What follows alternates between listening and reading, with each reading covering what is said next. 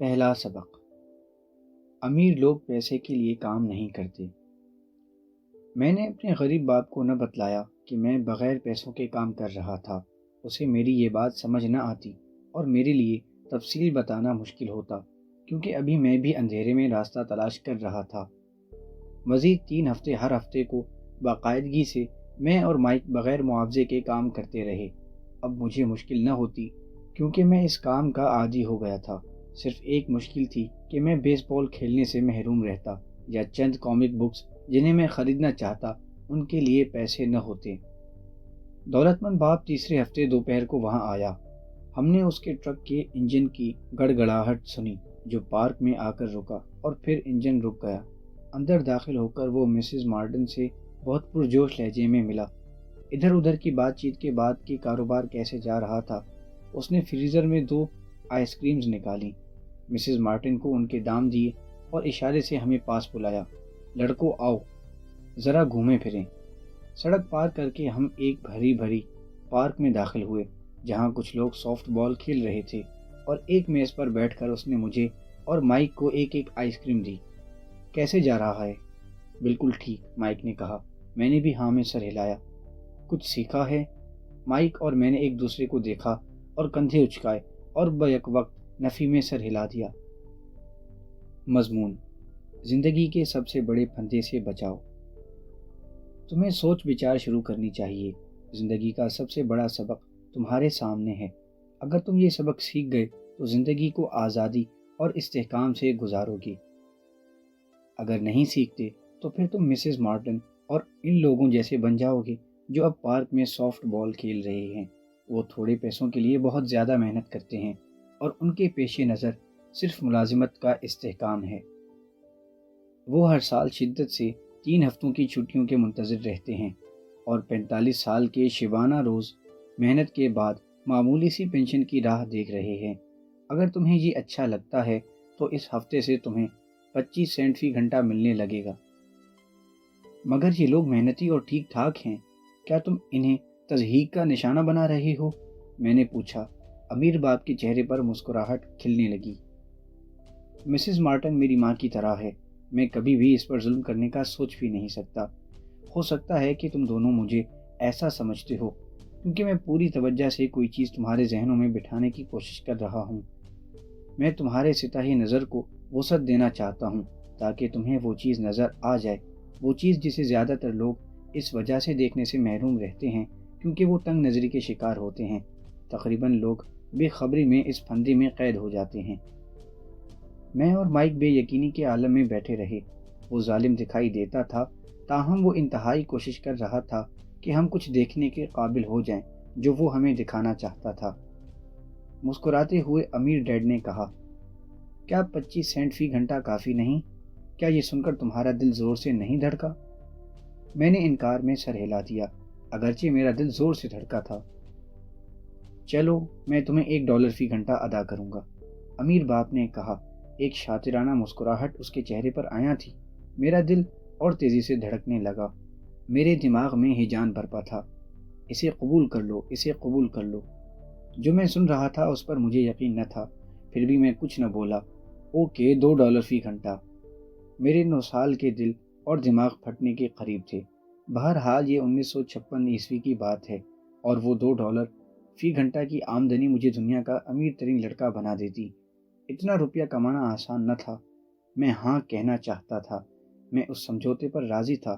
میں نئی by cycle خرید سکتا تھا، بیس بال کے دستانے لے سکتا تھا، اور لا محالہ میرے دوست میرے پاس اتنی دولت دیکھ کر مجھ پر رشک کرتے، اور سب سے بڑھ کر یہ کہ اس کے بعد جمی اور اس کے دوست پھر کبھی مجھے غریبی کا طعنہ نہ دے سکتے۔ مگر پھر بھی میں خاموش رہا۔ ہو سکتا تھا کہ میرے دماغ کا کوئی فیوز خراب ہو گیا اور اس نے کام کرنا بند کر دیا تھا، کیونکہ میں $2 فی گھنٹہ کی یہ ملازمت چاہتا تھا۔ آئس کریم پگھل کر میرے ہاتھ سے بہہ رہی تھی۔ آئس کریم کے اندر والی لکڑی خالی ہو چکی تھی۔ نیچے فرش پر ونیلا چاکلیٹ گری ہوئی تھی جس کے گرد چونٹیاں اکٹھی ہو رہی تھیں۔ امیر ڈیڈ دونوں لڑکوں کی طرف دیکھ رہا تھا اور وہ اسے دیکھ رہے تھے۔ ان کی آنکھیں کھلی ہوئی تھیں اور ذہن خالی تھے۔ وہ جانتے تھے کہ وہ ہمیں آزما رہا تھا، اور یہ بھی جانتا تھا کہ ہمارے جذبات کا ایک حصہ ایسا تھا جو یہ تجویز قبول کرنے پر آمادہ تھا۔ وہ جانتا تھا کہ ہر انسان کی روح میں ایک حصہ ایسا ہوتا ہے جو کمزور بھی ہوتا ہے اور ضرورت مند بھی، اسے خریدا جا سکتا ہے۔ اور اسے یہ بھی معلوم تھا کہ ہر ذی روح میں ایک ایسا حصہ بھی ہوتا ہے جو مضبوط ہوتا ہے اور قوت ارادی سے بھرپور، جسے خریدا نہیں جا سکتا۔ اپنی زندگی میں ہزاروں انسانوں پر اس نے یہ تجربہ دہرایا تھا۔ ہر دفعہ جب وہ ملازمت کے لیے کسی شخص کا انٹرویو کرتا تو وہ اسے اسی طرح آزماتا۔ چلو $5 فی گھنٹہ۔ اچانک میرے اندر ایک مہیب خاموشی طاری ہو گئی۔ کچھ بدل چکا تھا۔ یہ پیشکش مضحکہ خیز حد تک بڑی تھی۔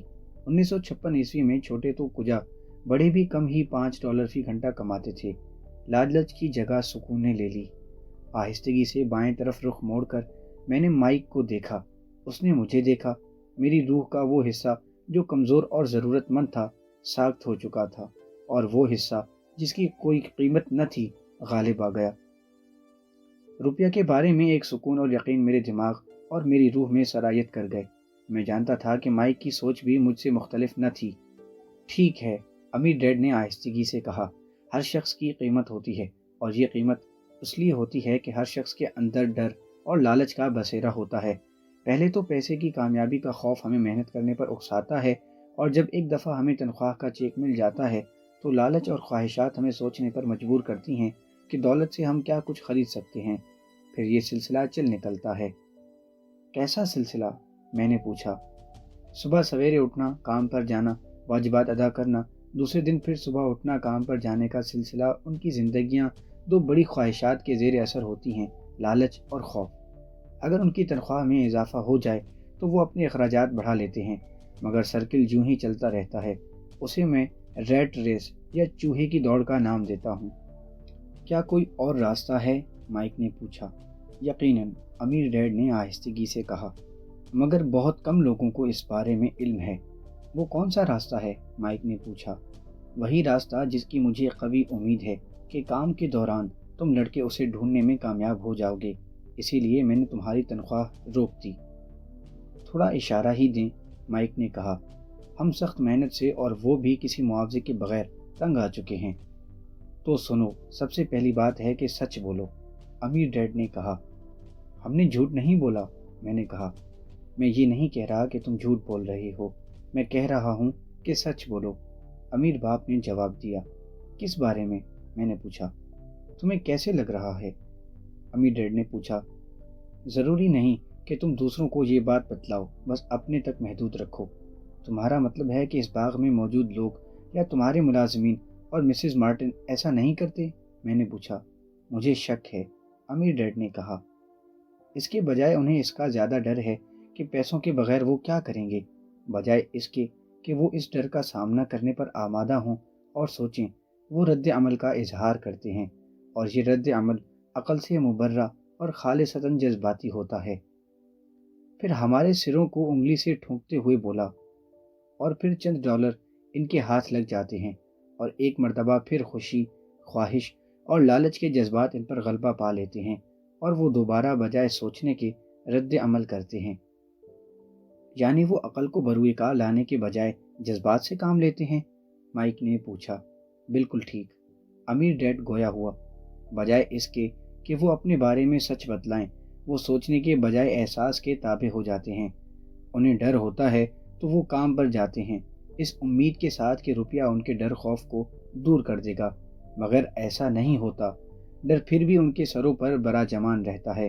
پھر دوبارہ وہ کام پر جاتے ہیں، اسی امید کے ساتھ کہ پیسہ ان کے ڈر کا مداوع کرے گا، مگر کچھ بھی نہیں ہوتا۔ ڈر کی وجہ سے کام کے شکنجے نے انہیں اپنی آغوش میں جکڑ کر رکھا ہے۔ وہ پیسہ کمانے، کام کرنے، پیسہ کمانے، کام کرنے کے اس تسلسل میں محض اس لیے گرفتار رہتے ہیں کہ ڈر سے چھٹکارا ہو، مگر ہر صبح جب وہ اٹھتے ہیں تو ڈر بھی ان کے ہمراہ اٹھ جاتا ہے۔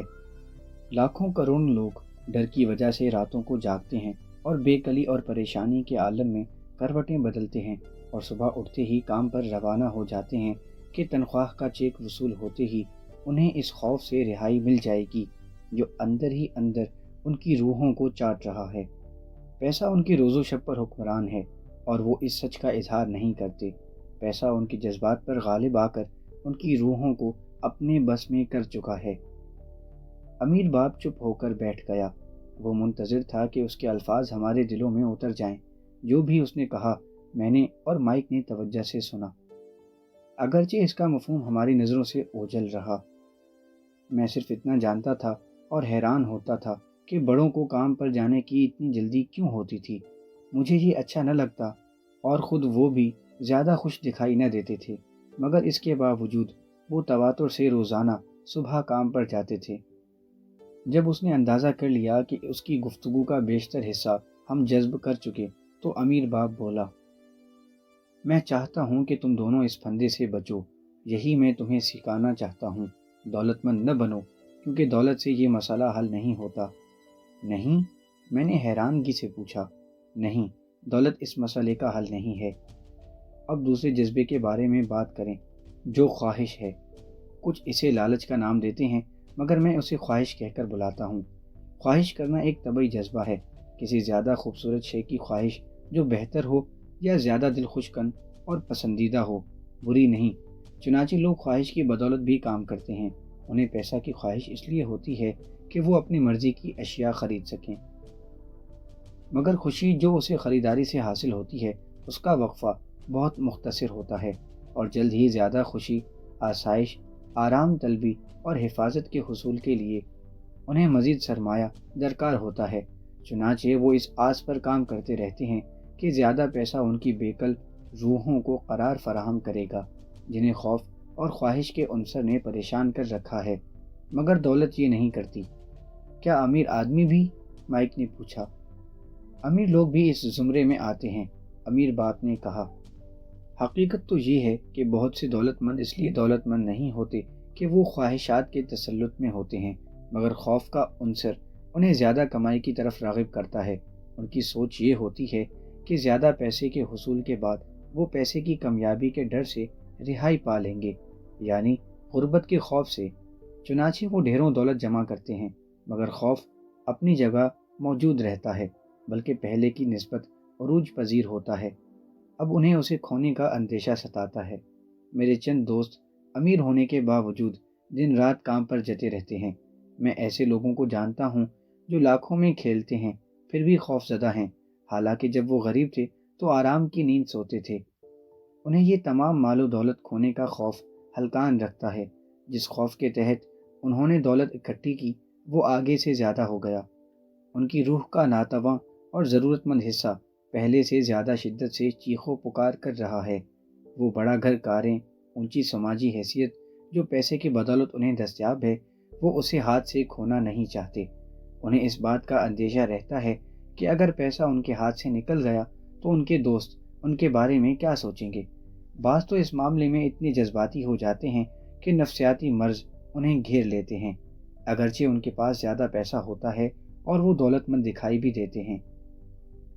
تو کیا غریب آدمی زیادہ خوش ہے؟ میں نے پوچھا۔ نہیں، میرا یہ خیال نہیں، دولت مند باپ نے جواب دیا۔ پیسے سے بے اعتنائی اتنی ہی ضرر رساں ہے جتنی اس سے محبت۔ ٹھیک اسی وقت علاقے کا ایک آوارہ گرد ہماری میز کے پاس سے گزرا اور خالی ڈبوں کی پھولا پھالی کرنے لگا۔ ہم تینوں اسے نہایت انہماک سے دیکھتے رہے۔ اس سے پہلے ہم شاید اس کی طرف دیکھنا بھی گوارا نہ کرتے۔ امیر ڈیڈ نے جیب میں سے ڈالر کا ایک نوٹ نکال کر بوڑھے کو اپنی طرف آنے کا اشارہ کیا۔ وہ فوری طور پر ہماری طرف لپکا، نوٹ کو اچکا، امیر باپ کا شکریہ ادا کیا اور اپنی خوش قسمتی پر نازاں وہاں سے رخصت ہوا۔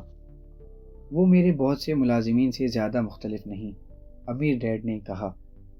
میں بہت سے لوگوں سے ملا ہوں جو یہ کہتے ہیں کہ انہیں روپے سے دلچسپی نہیں، اس کے باوجود وہ روزانہ 8 گھنٹے کام کرتے ہیں۔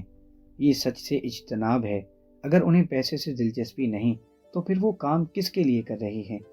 اس طرح کام کرنا اس خبت سے بڑھ کر ہے جس کے زیر اثر ایک آدمی کو دولت جمع کرنے کا جنون ہوتا ہے۔ جب میں اپنے امیر ڈیڈ کی باتیں سن رہا تھا تو بار بار میرا دھیان میرے اپنے باپ کی طرف جاتا، جو کہا کرتا تھا مجھے دولت سے دلچسپی نہیں۔ وہ بار بار یہ الفاظ دہراتا اور پھر اپنے ضمیر کو مطمئن کرنے کے لیے کہا کرتا، میں کام کرتا ہوں کیونکہ مجھے اپنے کام سے انس ہے۔ تو پھر ہمیں کیا کرنا ہوگا؟ میں نے پوچھا۔ اس وقت تک پیسے کے لیے کام نہ کریں جب تک ہمارے اندر سے حرص و ہوس اور خوف کا شائبہ تک مٹ جائے۔ نہیں، یہ تو وقت ضائع کرنے کے مترادف ہوگا، امیر ڈیڈ نے کہا۔ جذبات کی بدولت ہی ہم انسان ہیں، وہ ہمیں حقیقت سے آشنا کرتے ہیں۔ اس کے لفظی معنی ہیں متحرک قوت۔ اپنے جذبات کے بارے میں سچ سے کام لو اور اپنے ذہن اور احساسات کو اپنے فائدے کے لیے بروئے کار لاؤ، نقصان کے لیے نہیں۔ اوہ، مائک نے کہا، جو میں نے ابھی کہا ہے اسے بھول جاؤ، آنے والے دنوں میں یہ الفاظ تمہارے کام آئیں گے۔ اپنے جذبات کا ابھی تم صرف مشاہدہ کرو اور عمل مت ظاہر کرو۔ بہت سے لوگ نہیں جانتے کہ وہ ذہن کے بجائے جذبات سے کام لے رہے ہیں۔ تمہارے جذبات اپنی جگہ ہیں، سوچنے کا کام ذہن سے لو۔ کیا اس بارے میں تم کوئی مثال دے سکتے ہو؟ میں نے پوچھا۔ یقیناً، امیر باپ نے جواب دیا۔ جب کوئی شخص یہ کہتا ہے کہ مجھے نوکری کی تلاش ہے تو اس وقت زیادہ تر جذبات اس فیصلے کی وجہ بنتے ہیں۔ پیسے کی کمائی کا خوف اس خیال کو جنم دیتا ہے، مگر پیسے کی ضرورت تو ہر شخص کو ہے کہ اس نے واجبات ادا کرنے ہوتے ہیں، میں نے کہا۔ بالکل، انہوں نے بل ادا کرنے ہوتے ہیں، امیر ڈیڈ مسکرایا۔ میں صرف اتنا کہہ رہا ہوں کہ خوف زیادہ تر ان کے لیے سوچ بچار کرتا ہے۔ میں سمجھا نہیں، مائک نے کہا۔ مثال کے طور پر، امیر ڈیڈ نے کہا، جب پیسے کی کمی کا خوف پیدا ہوتا ہے تو بجائے اس کے کہ فوری طور پر وہ نوکری کی تلاش میں نکل پڑیں تاکہ چند ڈالر کما کر اس خوف سے گلو خلاصی کریں، انہیں اپنے آپ سے یہ سوال کرنا ہے، کیا طویل دورانی میں نوکری ہی اس سے چھٹکارا پانے کا بہترین ذریعہ ہے؟ میرے خیال میں جواب ہوگا نہیں، خاص طور پر جب تم اس شخص کی زندگی پر نگاہ کرو۔ نوکری ایک لمبے مسئلے کا مختصر حل ہے، مگر میرا ڈیڈ ہمیشہ کہتا ہے، اسکول جاؤ، اچھے گریڈ حاصل کرو تاکہ تمہیں ایک پائیدار اور منفعت بخش نوکری ملے۔ میں نے کسی قدر پریشان ہو کر کہا، ہاں مجھے معلوم ہے کہ وہ یہی کہتا ہے، امیر ڈیڈ نے مسکراتے ہوئے کہا۔ عام لوگ اسی چیز کی صلاح دیتے ہیں اور بہت سارے لوگوں کے لیے یہ خیال برا نہیں، مگر عام طور پر لوگ اس رائے کا اظہار خوف کے تحت کرتے ہیں۔ تمہارا مطلب ہے کہ میرا باپ یہ اس لیے کہتا ہے کہ وہ خوف زدہ ہے؟ میں نے پوچھا۔ ہاں، میرے امیر ڈیڈ نے جواب دیا۔ وہ اس بات سے خوفزدہ ہے کہ اگر تم نے پیسہ نہ کمایا تو سماج میں تمہاری عزت نہ ہوگی۔ مجھے غلط نہ سمجھو، وہ تمہیں چاہتا ہے اور تمہاری بہتری کے لیے ایسا کہتا ہے۔ میرے خیال میں اس کا یہ خوف کسی حد تک ٹھیک ہے۔ تعلیم اور نوکری دونوں اہم ہیں، مگر ان سے خوف دور نہیں ہوتا۔ تم خود دیکھتے ہو کہ وہی خوف جو روزانہ اسے صبح اٹھاتا ہے تاکہ وہ چند ڈالر کما سکے، انتہائی شدت سے تمہیں اسکول جانے پر مجبور کراتا ہے۔ تو تمہارا مشورہ کیا ہے؟ میں نے پوچھا۔ میں تمہیں پیسے کی طاقت پر حکم چلانے کی تعمیل دینا چاہتا ہوں، بجائے اس کے کہ تم اس سے خوف زدہ ہو، اور اسکولوں میں وہ یہ موضوع نہیں پڑھاتے، اور اسے جانے بغیر تم پیسے کے غلام بن جاؤ گے۔ آہستہ آہستہ بات صاف ہو رہی تھی۔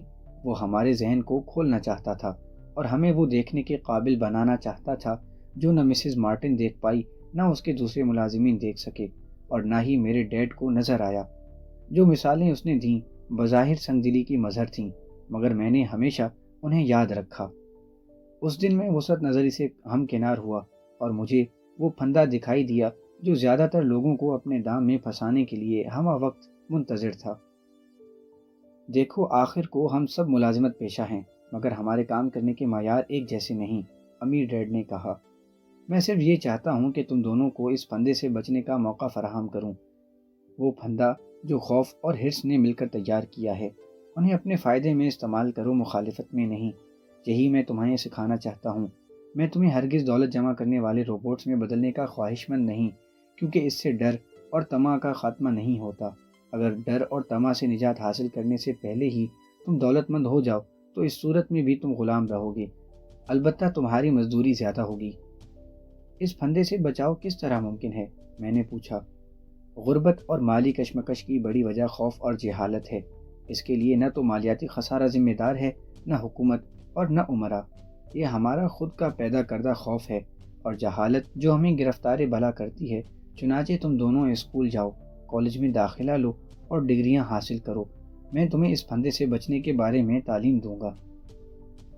گمشدہ آنکڑے آہستہ آہستہ اپنی جگہ لے رہے تھے۔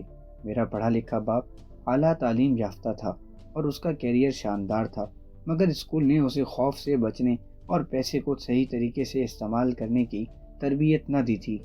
مجھے یقین تھا کہ میں ان دونوں باپوں سے مختلف مگر مفید معلومات اکٹھی کر سکتا تھا۔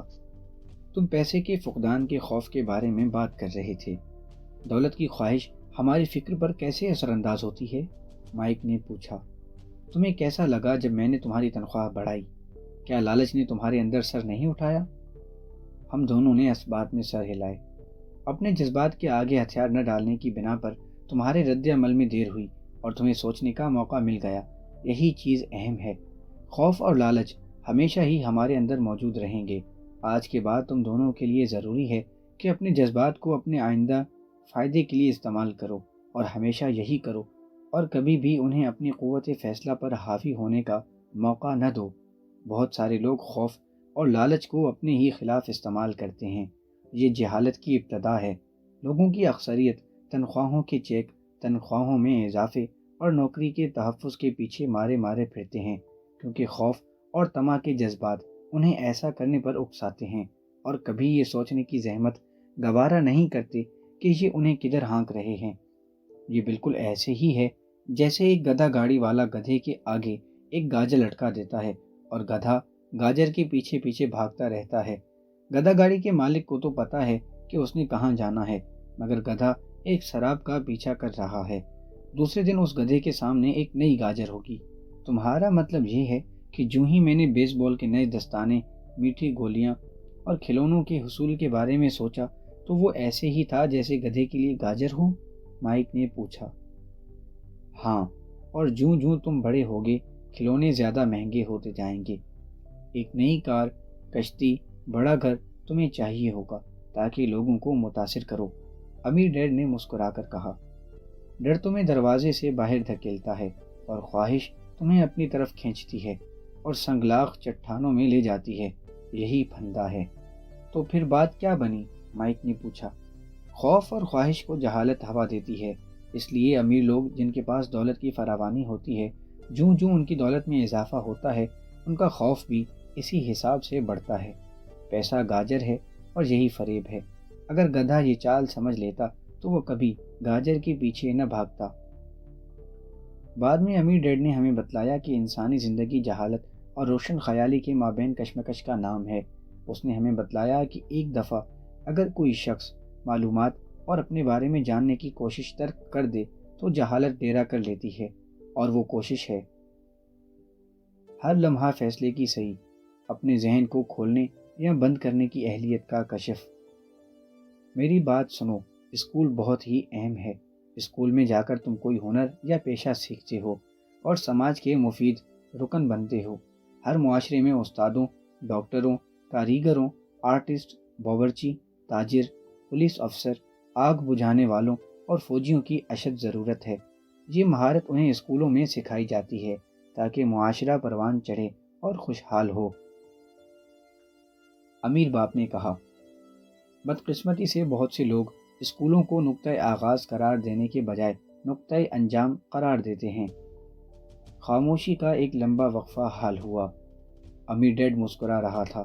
اس نے جو کچھ اس دن کہا اس میں سے زیادہ تر میرے سر کے اوپر سے گزر گیا، مگر جیسا کہ بڑے اور عظیم استادوں کا شیوا ہوتا ہے کہ ان کے بولے ہوئے الفاظ مدتوں رہنمائی کرتے ہیں، یہاں کہ ان کی وفات کے بعد بھی وہ یاد رہتے ہیں، اس کے الفاظ آج تک مجھے یاد ہیں۔ آج میں نے تھوڑی سختی کی ہے، اس نے کہا، مگر اس کی وجہ تھی۔ میں چاہتا ہوں کہ تم اس بات چیت کو ہمیشہ یاد رکھو۔ میں چاہتا ہوں کہ تم ہمیشہ مسز مارٹن کے متعلق سوچو، ہمیشہ گدھے اور گاجر کو یاد رکھو۔ اس بات کو کبھی مت بھولو کہ ڈر اور لالچ جو احساس کی کڑی ہیں تمہیں مشکل میں پھنسا سکتے ہیں۔ اگر تم ان سے خبردار ہوئے کہ موقع ملتے ہی یہ تمہاری سوچ پر پہرا بٹھا دیں گے۔ خوف کے تحت زندگی گزارنا اور اپنے خوابوں سے بے خبری اختیار کرنا ظلم ہے۔ روپے کے لیے کام کرنا کہ اس سے تم وہ چیزیں خرید پاؤ گے جو تمہیں آرام و راحت دیں گی، یہ بھی ظلم ہے۔ آدھی رات کو اچانک ہڑبڑا کر اٹھ جانا کہ واجبات کا خوف اچانک تم پر مسلط ہو گیا، زندگی گزارنے کا بدترین طریقہ ہے۔ تنخواہ کے چیک کے مطابق اپنے اخراجات کو میزان کرنا حقیقی زندگی سے بعید ہے۔ یہ سوچ کہ نوکری تمہیں تحفظ فراہم کرے گی خود فریبی ہے، یہ ظلم ہے اور یہی پھندہ ہے جسے جہاں تک ممکن ہو میں تمہیں بچانا چاہتا ہوں۔ میں نے دیکھا کہ پیسہ کیسے لوگوں کو اپنی انگلیوں پر نچاتا ہے۔ خود کو اس سے بچانا، خدارا پیسے کی غلامی قبول نہ کرنا۔ بیس بال ہماری میز کے نیچے آ گیا۔ امیر باپ نے اسے اٹھا کر واپس اچھال دیا۔ جہالت کا خوف اور طمع سے کیا تعلق ہے؟ میں نے پوچھا۔ پیسے کے بارے میں لا علمی اور جہالت طمع اور خوف کو جنم دیتی ہے، امیر ڈیڈ نے کہا۔ میں تمہیں چند مثالیں دیتا ہوں۔ ایک ڈاکٹر اپنے خاندان کو بہتر سہولتیں مہیا کرنے کے لیے اپنی فیس میں اضافہ کر دیتا ہے۔ اس کا نتیجہ یہ نکلتا ہے کہ علاج معالجہ عام پبلک کے لیے مہنگا ہو جاتا ہے۔ زیادہ تر غریب لوگ اس سے متاثر ہوتے ہیں اور ان کی صحت پیسے والوں کے مقابلے میں کمزور ہوتی ہے۔ جب ڈاکٹر اپنی فیسیں بڑھاتے ہیں تو وکیل بھی اپنا معاوضہ بڑھاتے ہیں۔ جب وکیل فیس بڑھاتے ہیں تو اسکول ٹیچر بھی زیادہ تنخواہ کا مطالبہ کرتے ہیں۔ اس طرح ہمارے ٹیکسوں میں اضافہ ہوتا ہے اور یہ سلسلہ چل نکلتا ہے۔ پھر جلد ہی امیروں اور غریبوں کے درمیان اتنا بھیانک فرق پیدا ہو جاتا ہے کہ افراتفری مچ جاتی ہے اور ایک بڑے تمدن کو لے ڈوبتی ہے۔ بڑی تہذیبیں محض اس لیے برباد ہوئیں کہ امیر اور غریب کے درمیان تضاد حد سے تجاوز کر گیا۔ امریکہ اسی ڈگر پر چل رہا ہے اور ایک بار پھر تاریخ خود کو دہرانے پر آمادہ ہے۔ ہم نے تاریخ سے کوئی سبق نہیں سیکھا، ہم صرف نام اور تاریخیں یاد کرتے ہیں، سبق نہیں سیکھتے۔ کیا اس طرح قیمتیں زیادہ نہیں ہوں گی؟ میں نے پوچھا۔ ایک اچھی اور منظم حکومت میں ایسا نہیں ہوتا، قیمتیں بڑھنے کے بجائے گھٹنی چاہیے۔ بے شک ایسا ہوتا نہیں، قیمتیں خوف اور لالچ کے باعث زیادہ ہوتی ہیں اور اس کی وجہ جہالت ہے۔ اگر اسکولوں میں لوگوں کو پیسے کے بارے میں پڑھایا گیا ہوتا تو پیسے کی افراط ہوتی اور قیمتیں گر جاتی، مگر اسکولوں میں لوگوں کو صرف پیسے کے لیے کام کرنے پر زور دیا جاتا ہے۔ انہیں یہ نہیں بتایا جاتا کہ روپے پر کیسے نکیل ڈالی جاتی ہے۔ مگر ہمارے ہاں بزنس اسکولز بھی ہیں، مائک نے پوچھا۔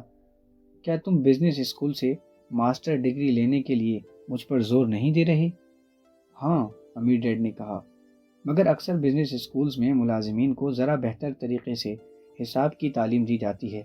خدا نہ کرے کہ ایسا شخص کاروبار میں ملوث ہو۔ یہ لوگ صرف اعداد پر نگاہ رکھتے ہیں، لوگوں کو نوکری سے برخاست کرتے ہیں اور بالآخر کاروبار کا ستیہ ناش کر دیتے ہیں۔ مجھے یوں پتہ ہے کہ میں بھی انہیں ملازم رکھتا ہوں۔ ان کا سارا زور اخراجات کم کرنے اور قیمتیں بڑھانے پر ہوتا ہے، جس سے دوسرے مسائل جنم لیتے ہیں۔ حساب کتاب اپنی جگہ اہم ہے، میری خواہش ہے کہ زیادہ سے زیادہ لوگ اسے سیکھیں، مگر یہ سب کچھ نہیں، امیر باپ نے غصے سے کہا۔ تو پھر اس کا کوئی حل ہے؟ مائک نے پوچھا۔ ہاں، امیر باپ کہنے لگا، اپنے جذبات کی اس طرح افزائش کرو کہ وہ سوچنے میں تمہارے مددگار ہوں۔ جذبات کی روح سے مت سوچو۔ جب تم لڑکوں نے جذبات پر قابو پا لیا، پہلے تو مفت کام کرنے پر رضامند ہو کر، تو میں سمجھ گیا کہ کچھ امید تھی۔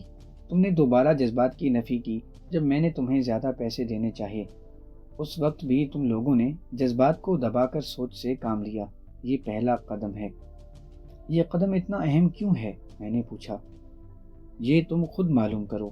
اگر تم سیکھنا چاہتے ہو تو میں تم دونوں کو خاردار جھاڑیوں کے جھنڈ میں لے چلتا ہوں، وہاں کوئی بھی نہیں جاتا۔ اگر تم میرے ساتھ چلو گے تو پیسے کے لیے کام کرنے سے منہ موڑ کر پیسے کو اپنے کام میں لانا سیکھ جاؤ گے۔ اگر ہم آپ کے ساتھ جاتے ہیں تو ہمیں کیا ملے گا؟ اگر ہم آپ سے سیکھنے پر رضامند ہو جائیں تو پھر کیا ہوگا؟ میں نے پوچھا۔ وہی چیز جو خاردار جھاڑیوں والے خرگوش کو ملی، کانٹوں سے رہائی۔ کیا واقعی کسی ایسے جھنڈ کا وجود ہے؟ میں نے پوچھا۔ ہاں، امیر ڈیڈ نے کہا، یہ جھنڈ ہمارا خوف اور ہمارا لالچ ہے۔ خوف سے آنکھیں ملا کر اور لالچ کے روبرو جو ہماری کمزوریاں ہیں اور ہماری ضرورتیں ہیں، اور اس سے باہر نکلنے کا راستہ ڈھونڈنا۔ اس کا دار و مدار ہمارے ذہن پر ہے اور خیالات کے درست چناؤ پر۔ خیالات کا درست انتخاب؟ مائک نے حیران ہو کر پوچھا۔ ہاں، وہ خیالات جن کا انتخاب جذباتیت کی بنیاد پر نہیں مگر ذہن کے سہارے کیا گیا ہو، بجائے اس کے کہ ہم روزانہ صبح اٹھیں اور مسائل کے حل کے لیے کام پر روانہ ہو جائیں، کیونکہ ہمارے سروں پر واجبات ادا کرنے کے لیے روپے کی ضرورت منڈلا رہی ہے جو ہمیں خوف زدہ کرتی ہے۔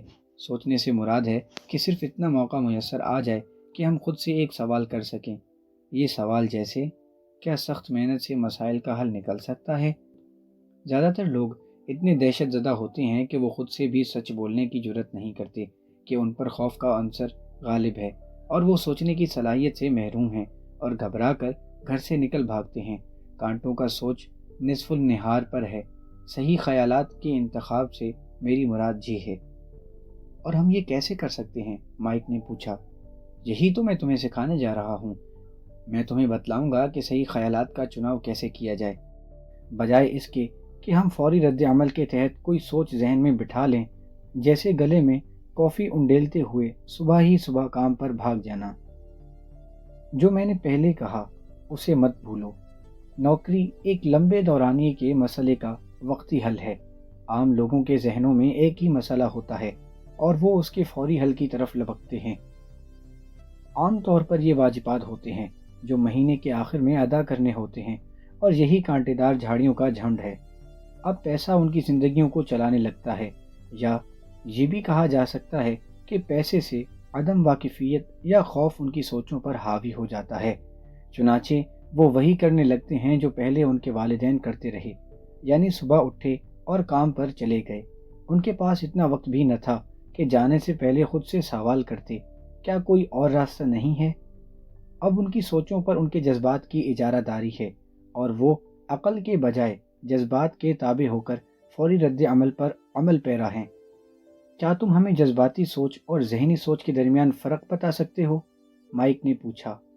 ہاں، میں تو ہر وقت اس بارے میں سنتا رہتا ہوں، امیر ڈیڈ نے کہا۔ میں ایسی باتیں سنتا ہوں جیسے ہر ایک کو کام کرنا ہوتا ہے، یا یہ کہ تمام دولت مند اول نمبر کے دھوکے باز ہیں، یا مجھے دوسری نوکری مل جائے گی، یا میری ترقی ہوگی، یا تم مجھے ادھر ادھر لڑکا نہیں سکتے، یا مجھے یہ نوکری پسند ہے کیونکہ یہ مستحکم ہے، وغیرہ وغیرہ۔ بجائے اس کے کہ یہ کہا جاتا، کیا یہاں کسی چیز کی کمی ہے؟ اور صرف ایک فقرے سے جذبات کا تانا بانا ٹوٹ جاتا اور سوچ میں نکھار پیدا ہوتا۔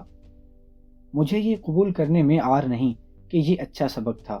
اس نے ہمیں یہ بتلانے کی کوشش کی تھی کہ آیا کوئی شخص جذبات کی رو میں بہہ کر بات کرے یا نکھری ہوئی سوچ سے اور ذہن کی معاونت کے ساتھ اپنے خیالات کا اظہار کرے، تو دونوں کی جانچ کیسے ممکن تھی؟ اس سبق سے زندگی بھر میں نے استفادہ کیا۔ خاص طور پر مجھے اس وقت اس بات کا شدت سے احساس ہوتا ہے جب میں سوچ وچار کے بغیر فوری رد عمل ظاہر کرتا ہوں۔ جب ہم اسٹور کی طرف واپس گئے تو امیر ڈیڈ نے بتلایا کہ امیر لوگ پیسہ ضرور بناتے تھے، مگر اس کے لیے وہ کام نہ کرتے تھے۔ اس نے بتلانا شروع کیا کہ جب میں اور مائک کانسی کے سکوں کی ڈھلائی کر رہے تھے، یہ سوچ کر ہم پیسہ بنا رہے تھے، تو ہم تقریباً اسی راستے پر چل رہے تھے جس طرح امیر لوگ سوچتے ہیں۔ مسئلہ یہ تھا کہ جعلی کرنسی بنانا غیر قانونی اقدام تھا۔ حکومت اور بینک تو یہ کر سکتے تھے، مگر ہم نہیں۔ اس نے غیر قانونی اور جائز طور پر پیسہ بنانے کی تفصیل سے ہمیں آگاہ کیا۔ امیر باپ نے ہمیں یہ بھی بتلایا کہ اس بات کو جاننے کے باوجود کہ دولت ایک سراب ہے، یہ ایسے ہی ہے جیسے گدھے کے آگے معلق گاجر۔ امیر لوگ پیسہ اس لیے اکٹھا کرتے ہیں کہ ان کا خوف اور لالچ ان کی آنکھوں پر پٹی باندھ دیتا ہے۔ وہ اس حقیقت کو فراموش کر کے زبردستی اپنے آپ کو یقین دلاتے ہیں کہ دولت سراب نہیں، حقیقت ہے۔ پیسہ بنایا جاتا ہے، لوگوں کی کثیر تعداد اعتماد اور جہالت کے اس فسوں اور کرشمہ سازی کے زیر اثر گتے کی اس ناپائیدار عمارت کو کھڑے رکھے ہوئے ہیں، اور اس میں حقیقت کا رنگ بھرتے ہیں جس کی وقعت فی الحقیقت گدھے کی گاجر سے بھی کم ہے۔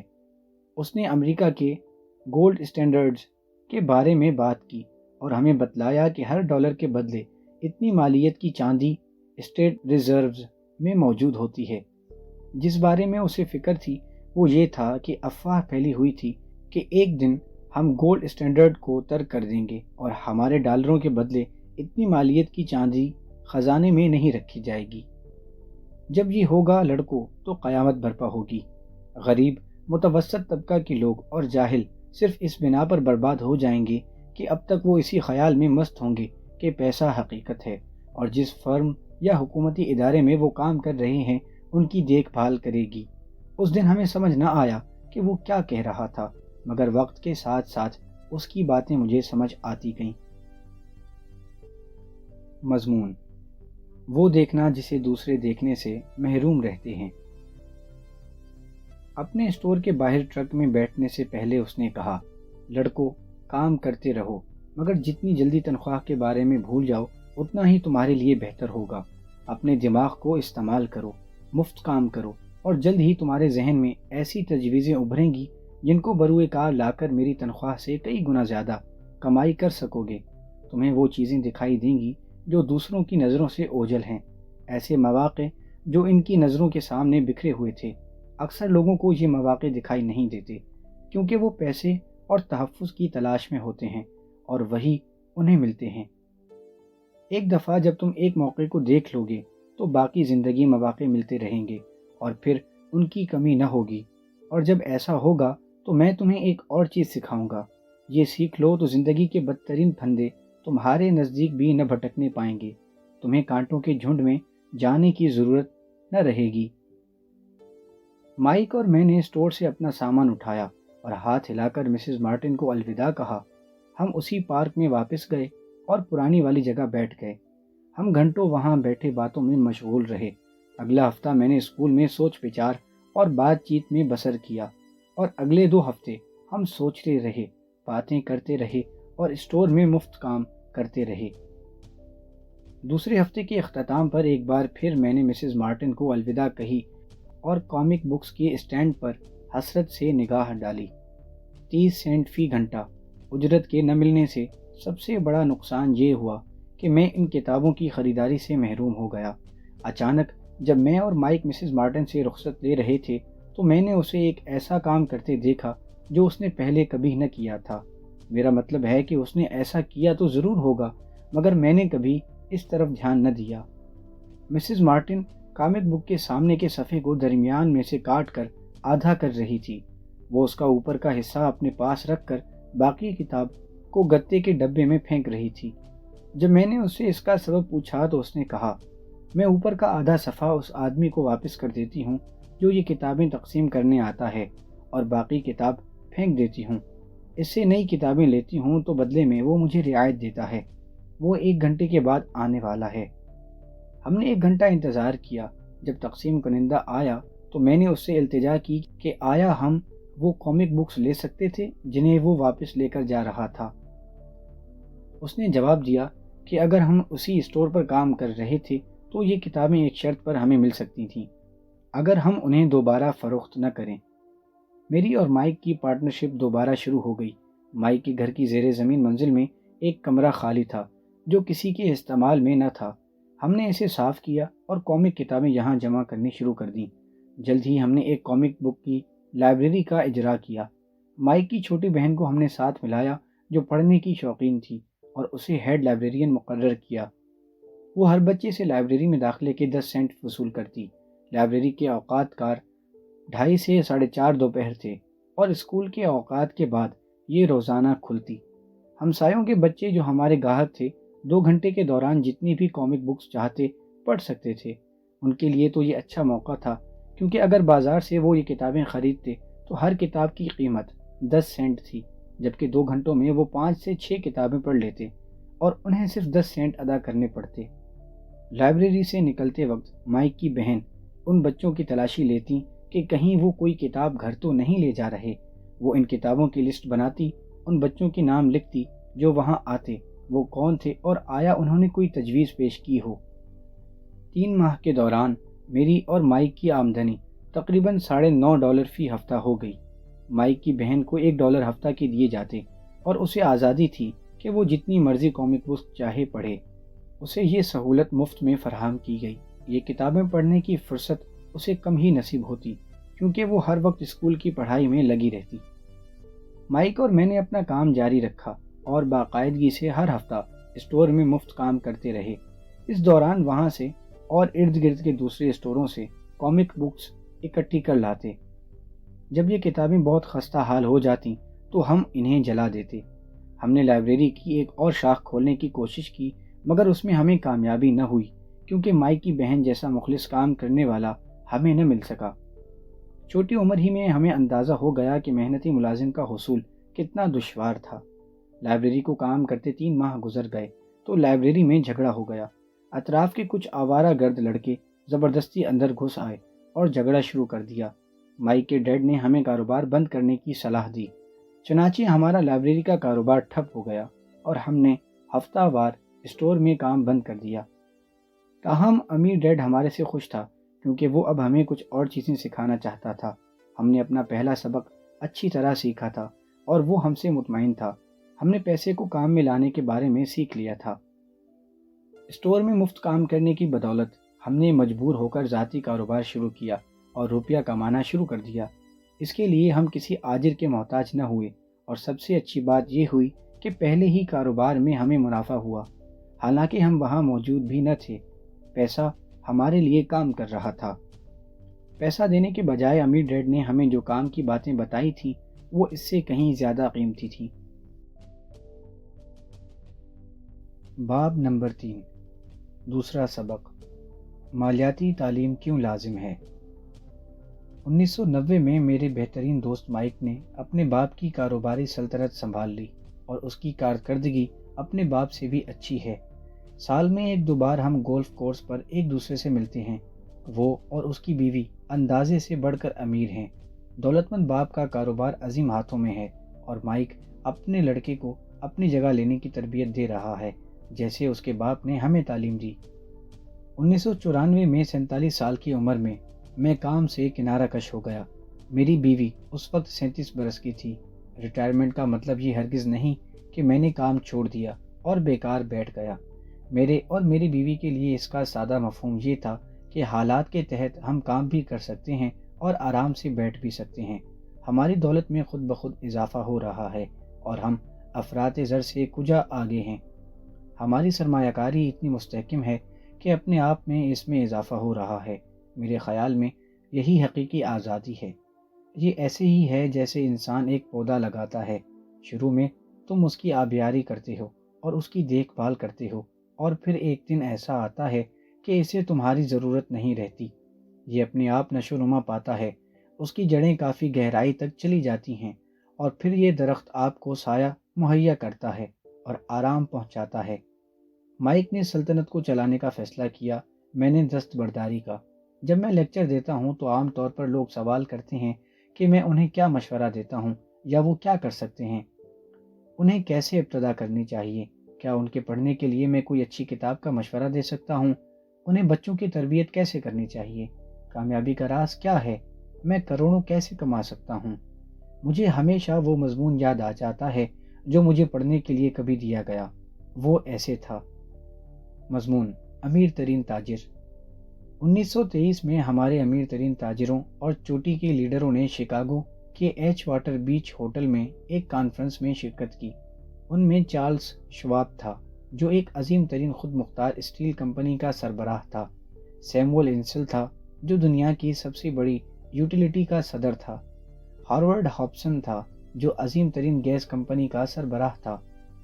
آیور کروگر تھا جو بین الاقوامی میچ کمپنی کا صدر تھا، جو ان دنوں دنیا کی سب سے بڑی کمپنی لیون فریزیر جو بینک آف انٹرنیشنل سیٹلمنٹس کا صدر تھا۔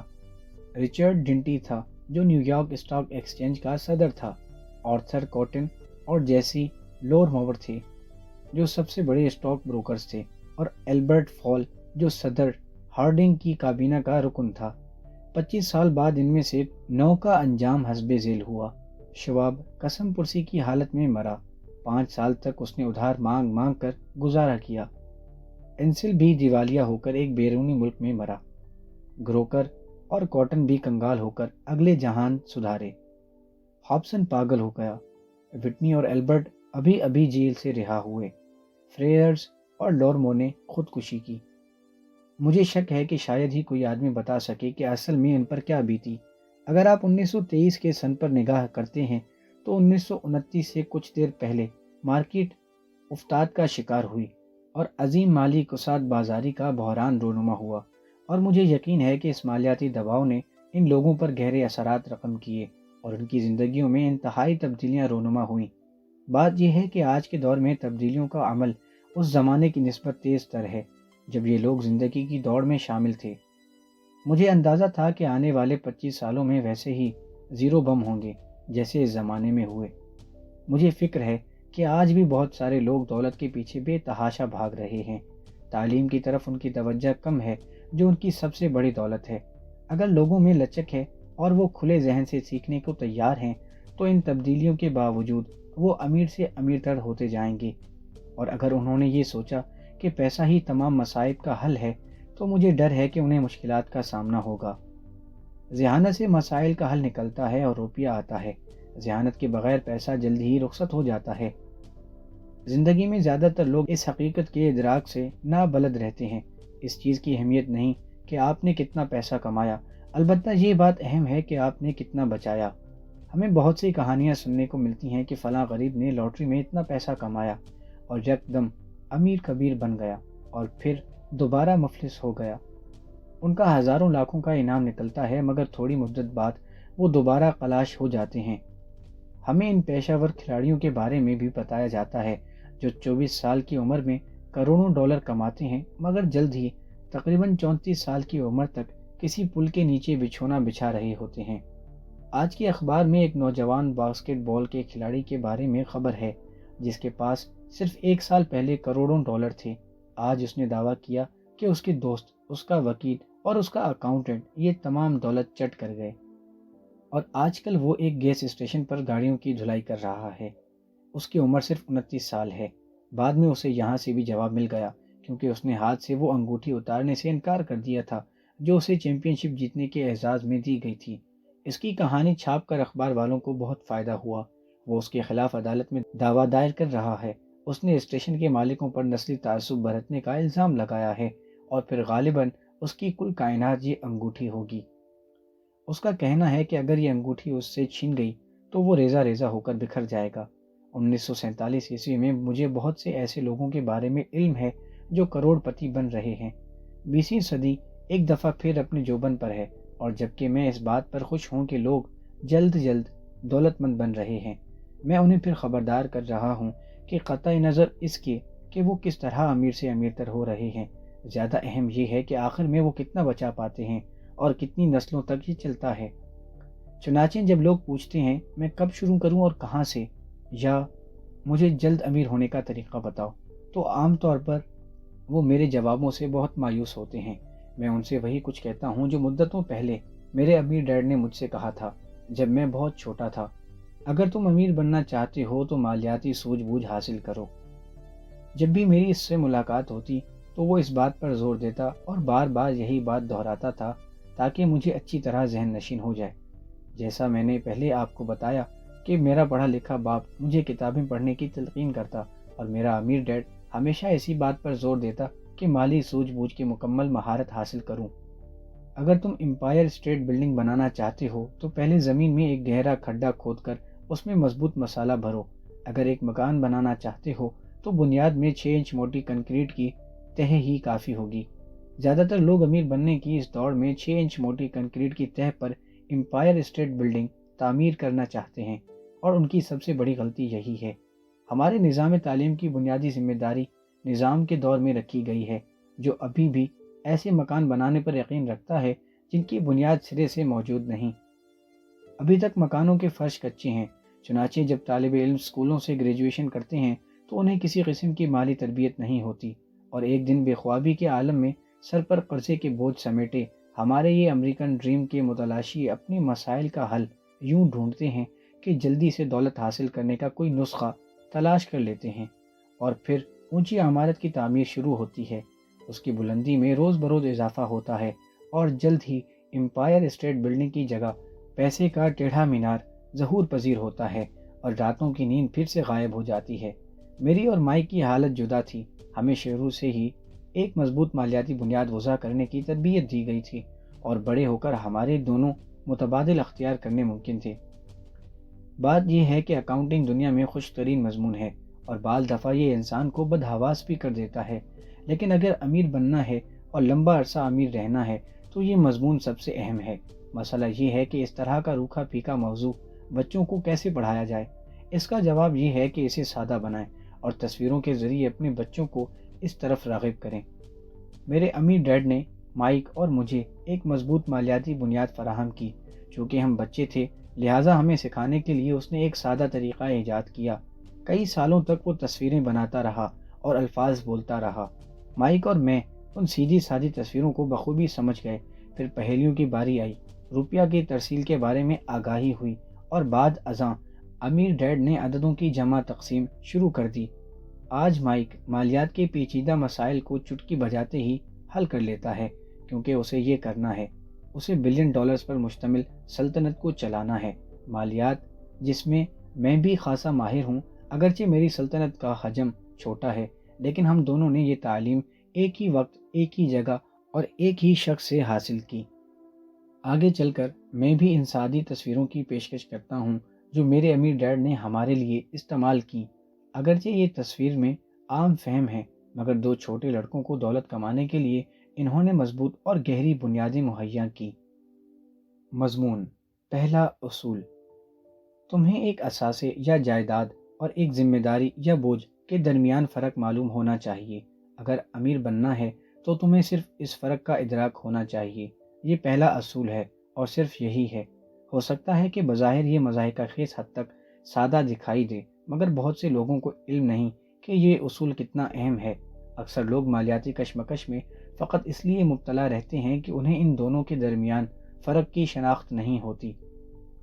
امیر لوگ جائیدادیں حاصل کرتے ہیں، غریب اور متوسط طبقہ کے لوگ بوجھ یعنی لائبلٹی میں یہ سمجھ کر اضافہ کرتے ہیں کہ وہ اثاثے بنا رہے ہیں۔ جب امیر ڈیڈ نے مجھے اور مائک کو اس بارے میں سمجھایا، ہم نے خیال کیا کہ وہ ہمارے ساتھ مزاق کر رہا تھا۔ ادھر ہم تھے تقریباً 9 عمر جو امیر بننے کا راز جاننا چاہتے تھے، اور ادھر وہ ہیں جو یہ جواب دے رہا تھا۔ یہ اتنا سادہ اور عام فہم تھا کہ مدتوں ہم نے اس پر غور نہیں کیا۔ اثاثہ یعنی ایسٹ کیا ہوتا ہے؟ مائک نے پوچھا۔ ابھی اس کی فکر نہ کرو، اس نے کہا، ابھی اس خیال کو ذہن میں جگہ بنانے دو۔ یہ بالکل سادہ ہے، تمہاری زندگی میں تمہارا کوئی منصوبہ ہوگا اور مالی لحاظ سے تم اچھے رہو گے۔ یہ ایک سادہ خیال ہے، اسی لیے زیادہ تر اس پر توجہ نہیں دی جاتی۔ آپ کا مطلب یہ ہے کہ ہمیں صرف ایسٹ کے بارے میں جاننے کی ضرورت ہے اور اسے حاصل کر کے ہم امیر بن جائیں گے؟ میں نے پوچھا۔ امیر ڈیڈ نے اس بات میں سر ہلایا۔ یہ اتنا ہی سادہ ہے۔ اگر یہ اتنا آسان ہے تو پھر ہر شخص امیر کیوں نہیں؟ میں نے پوچھا۔ امیر ڈیڈ مسکرا دیا، کیونکہ اکثر لوگ اثاثے اور ذمہ داری کے درمیان فرق معلوم نہیں کر پاتے۔ مجھے یاد ہے کہ میں نے پوچھا، اگر یہ اتنا سادہ ہے تو پھر بڑے اتنے احمق کیوں ہیں؟ وہ اس کے بارے میں جاننا کیوں نہیں چاہتے؟ ہمارے امیر ڈیڈ نے چند منٹوں میں ہم پر اثاثوں اور ذمہ داریوں یعنی ایسٹس اور لائبلٹیز کے درمیان فرق کو واضح کر دیا۔ بطور ایک جوان آدمی کے دوسرے ہم عمروں کے سامنے اس کی وضاحت کرنے میں مجھے مشکل کا سامنا ہے۔ کیونکہ جوان آدمی زیادہ تر تیز ہوتے ہیں، عام طور پر بڑے اس خیال کی سادگی کی وجہ سے اسے بالکل نظر انداز کر دیتے ہیں، کیونکہ انہیں مختلف تعلیم دی گئی ہے۔ انہیں پیشہ ور پڑھے لکھوں نے تعلیم دی، جیسے بینکرز، اکاؤنٹنٹ، پراپرٹی ڈیلرز، مالیاتی منصوبہ ساز وغیرہ وغیرہ۔ مشکل تب ہوتی ہے جب ہم پڑھے لکھے لوگوں کو وہ سب کچھ بھلانے کا کہتے ہیں جو انہوں نے پہلے سے پڑھا ہے، یا چاہتے ہیں کہ وہ دوبارہ بچے بن جائیں۔ ایک ذہین جوان آدمی عام طور پر سادہ اور عام فہم معاملات پر زیادہ توجہ نہیں دیتا۔ دولت مند ڈیڈ نے کس کے اصول کو اپنایا تھا، یعنی KISS، keep it simple stupid. اس نے تو لڑکوں کے لیے اسے آسان بنایا اور ان کی مالی بنیاد مستحکم ہو گئی، تو پھر مشکل کیسے پیدا ہوتی ہے؟ یا یہ کہ اتنی سادہ چیز کو اتنے پیچیدہ کیسے بنا دیا گیا؟ کوئی بھی شخص اثاثہ کیوں خریدے گا جو در حقیقت ایک بوجھ ہو؟ اس کا جواب بنیادی تعلیم میں مضمر ہے۔ ہم فقط تعلیم پر اپنی توجہ مرکوز رکھتے ہیں اور مالی تعلیم کو قابل اعتنا نہیں گردانتے۔ اثاثے کا کیا مطلب ہے اور مالی بوجھ کی کیا تعریف ہے؟ یہ فقط الفاظ نہیں۔ اگر واقعی آپ الجھن میں پڑنا چاہتے ہیں تو ان الفاظ یعنی ایسٹ اور لائبلٹی کی معنی ڈکشنری میں دیکھیں۔ میں جانتا ہوں کہ ایک مستند اور تجربے کار حساب دان کو ان کا مفہوم سمجھ میں آ جائے گا، مگر ایک عام انسان کے پلے کچھ بھی نہ پڑے گا۔ مگر عام طور پر جب ہم بڑے ہو جاتے ہیں تو کسی بارے میں بھی لا علمی کے اعتراف کو کثر شان خیال کرتے ہیں۔ جب ہم لڑکے تھے، امیر ڈیڈ نے ہم سے کہا، اثاثے یعنی ایسٹس کی تعریف لفظوں میں نہیں ہندسوں میں ہوتی ہے، اور اگر تم ہندسوں کو پڑھنے کے علم سے لابلد ہو تو تمہیں اثاثے یعنی ایسٹس اور ایک کھڈے کے درمیان کوئی فرق دکھائی نہ دے گا۔ حساب کتاب کے بارے میں امیر ڈیڈ کا کہنا تھا، ہندسے بے معنی ہیں جب تک تمہیں اہلیت نہ ہو کہ ہند سے تمہیں کیا بتلا رہے ہیں، یعنی ہندسا شناسی کا فن اہم ہے۔ ہند سے جو حکایت بیان کر رہے ہیں اس سے شناسائی زیادہ ضروری ہے۔ بہت سے لوگ پڑھتے ہیں مگر انہیں یہ معلوم نہیں ہوتا کہ وہ کیا پڑھ رہے ہیں۔ پڑھنے کے ساتھ ساتھ سمجھنے کو ریڈنگ کمپریہنشن کہتے ہیں، اور پڑھنے کے ساتھ جاننے کی استعداد کا معیار سب میں الگ ہوتا ہے۔ مثال کے طور پر حال ہی میں میں نے یہ نیا VCR خریدا۔ اس کے ساتھ ایک کتابچہ تھا جس میں اس کو چلانے کی ترکیب بتلائی گئی تھی۔ میں صرف یہ چاہتا تھا کہ اپنی مرضی کے پروگرام ریکارڈ کروں جو جمعہ کی رات ٹی وی سے نشر ہوتے تھے۔ میں نے کتابچے کو پڑھنے کی انتہائی کوشش کی، میرا سر گھوم گیا مگر کچھ سمجھ نہ آیا۔ میری نظر میں VCR کو کتابچے کی مدد سے پروگرام کرنا یا قابل عمل بنانا مشکل ترین کام تھا۔ میں لفظ بخوبی پڑھ سکتا تھا مگر ان الفاظ کی معنی میری سمجھ بوجھ سے ماورا تھے۔ جہاں تک ان الفاظ کو پڑھنے کا سوال تھا تو اس میں میرا A گریڈ تھا، مگر ان کو سمجھنے میں میرا گریڈ F تھا۔ اور عام طور پر مالی معاملات میں لوگ اسی طرح ہوتے ہیں۔ اگر تم دولت کمانا چاہتے ہو تو اعداد کو پڑھنا اور ان کو سمجھنا سیکھو۔ میں نے ایک دفعہ نہیں 1000 مرتبہ اپنے ڈیڈ کو یہ بات دہراتے سنا، اور وہ یہ بھی کہا کرتا، امیر لوگ اثاثے بناتے ہیں، غریب اور متوسط طبقہ کے لوگ مالی بوجھ میں اضافہ کرتے ہیں۔ میں آپ کو اثاثے اور بوجھ کے درمیان جو فرق ہے اس کے بارے میں بتانا چاہتا ہوں۔ بہت سے اکاؤنٹنٹ اور اقتصادی ماہر میری وضاحت سے متفق نہ ہوں گے، مگر یہی سیدھی سادی لکیریں تھیں جنہوں نے 2 چھوٹے لڑکوں کو مضبوط مالی بنیاد فراہم کی۔ چونکہ ان دنوں ہم چھوٹے تھے، چنانچہ ہمیں سمجھانے کے لیے امیر ڈیڈ نے ہر چیز کو سادہ اور عام فہم بنایا۔ اس نے زیادہ تر تصویروں اور خاکوں سے کام لیا، بہت کم الفاظ بولے اور ہندسوں کا ذکر تک نہ کیا۔ پیچھے دی گئی شکل مالی اسٹیٹمنٹ ہے۔ عام طور پر اسے نفع اور نقصان کی رپورٹ کہا جاتا ہے۔ یہ ہماری آمدنی اور اخراجات کا تخمینہ واضح کرتی ہے۔ اسے اس لیے بھی یہ نام دیا گیا ہے کہ یہ ہمارے اثاثوں اور ذمہ داریوں کا میزان کرتی ہے۔ بہت سے لوگ جو مالی معاملات میں نو آموز ہوتے ہیں، انہیں انکم سٹیٹمنٹ اور بیلنس شیٹ کے درمیان جو تعلق ہے اس کے بارے میں بالکل علم نہیں ہوتا۔ اسے سمجھنا انتہائی ضروری ہے۔ مالی کشمکش کی بنیادی وجہ اثاثے اور مالی بوجھ کے مابین فرق سے لا علمی ہے۔ الجھن کی وجہ دونوں الفاظ کی تعریف یا وضاحت کے باعث ہے۔ اگر تمہیں ذہنی پریشانی کا مزہ چکھنا ہے تو دونوں الفاظ کی معنی ڈکشنری میں دیکھیے۔ تجربہ کار اکاؤنٹنٹ تو شاید اس فرق کو جان لیں، مگر ایک عام انسان کے لیے یہ فرق ایسے ہی ہے جیسے چینی زبان سمجھنا۔ ڈکشنری میں تم ان الفاظ کے مفہوم کو دیکھتے ہو مگر پلے کچھ نہیں پڑتا۔ چنانچہ جیسا کہ میں نے پہلے بتایا، میرا امیر ڈیڈ کہا کرتا تھا، اثاثے تمہاری جیبیں بھرتے ہیں۔ یہ سیدھی سادی مستعمل اور عمدہ وضاحت تھی، اور 2 چھوٹے لڑکوں کو اسے سمجھنے میں کوئی بھی دشواری نہیں ہوئی۔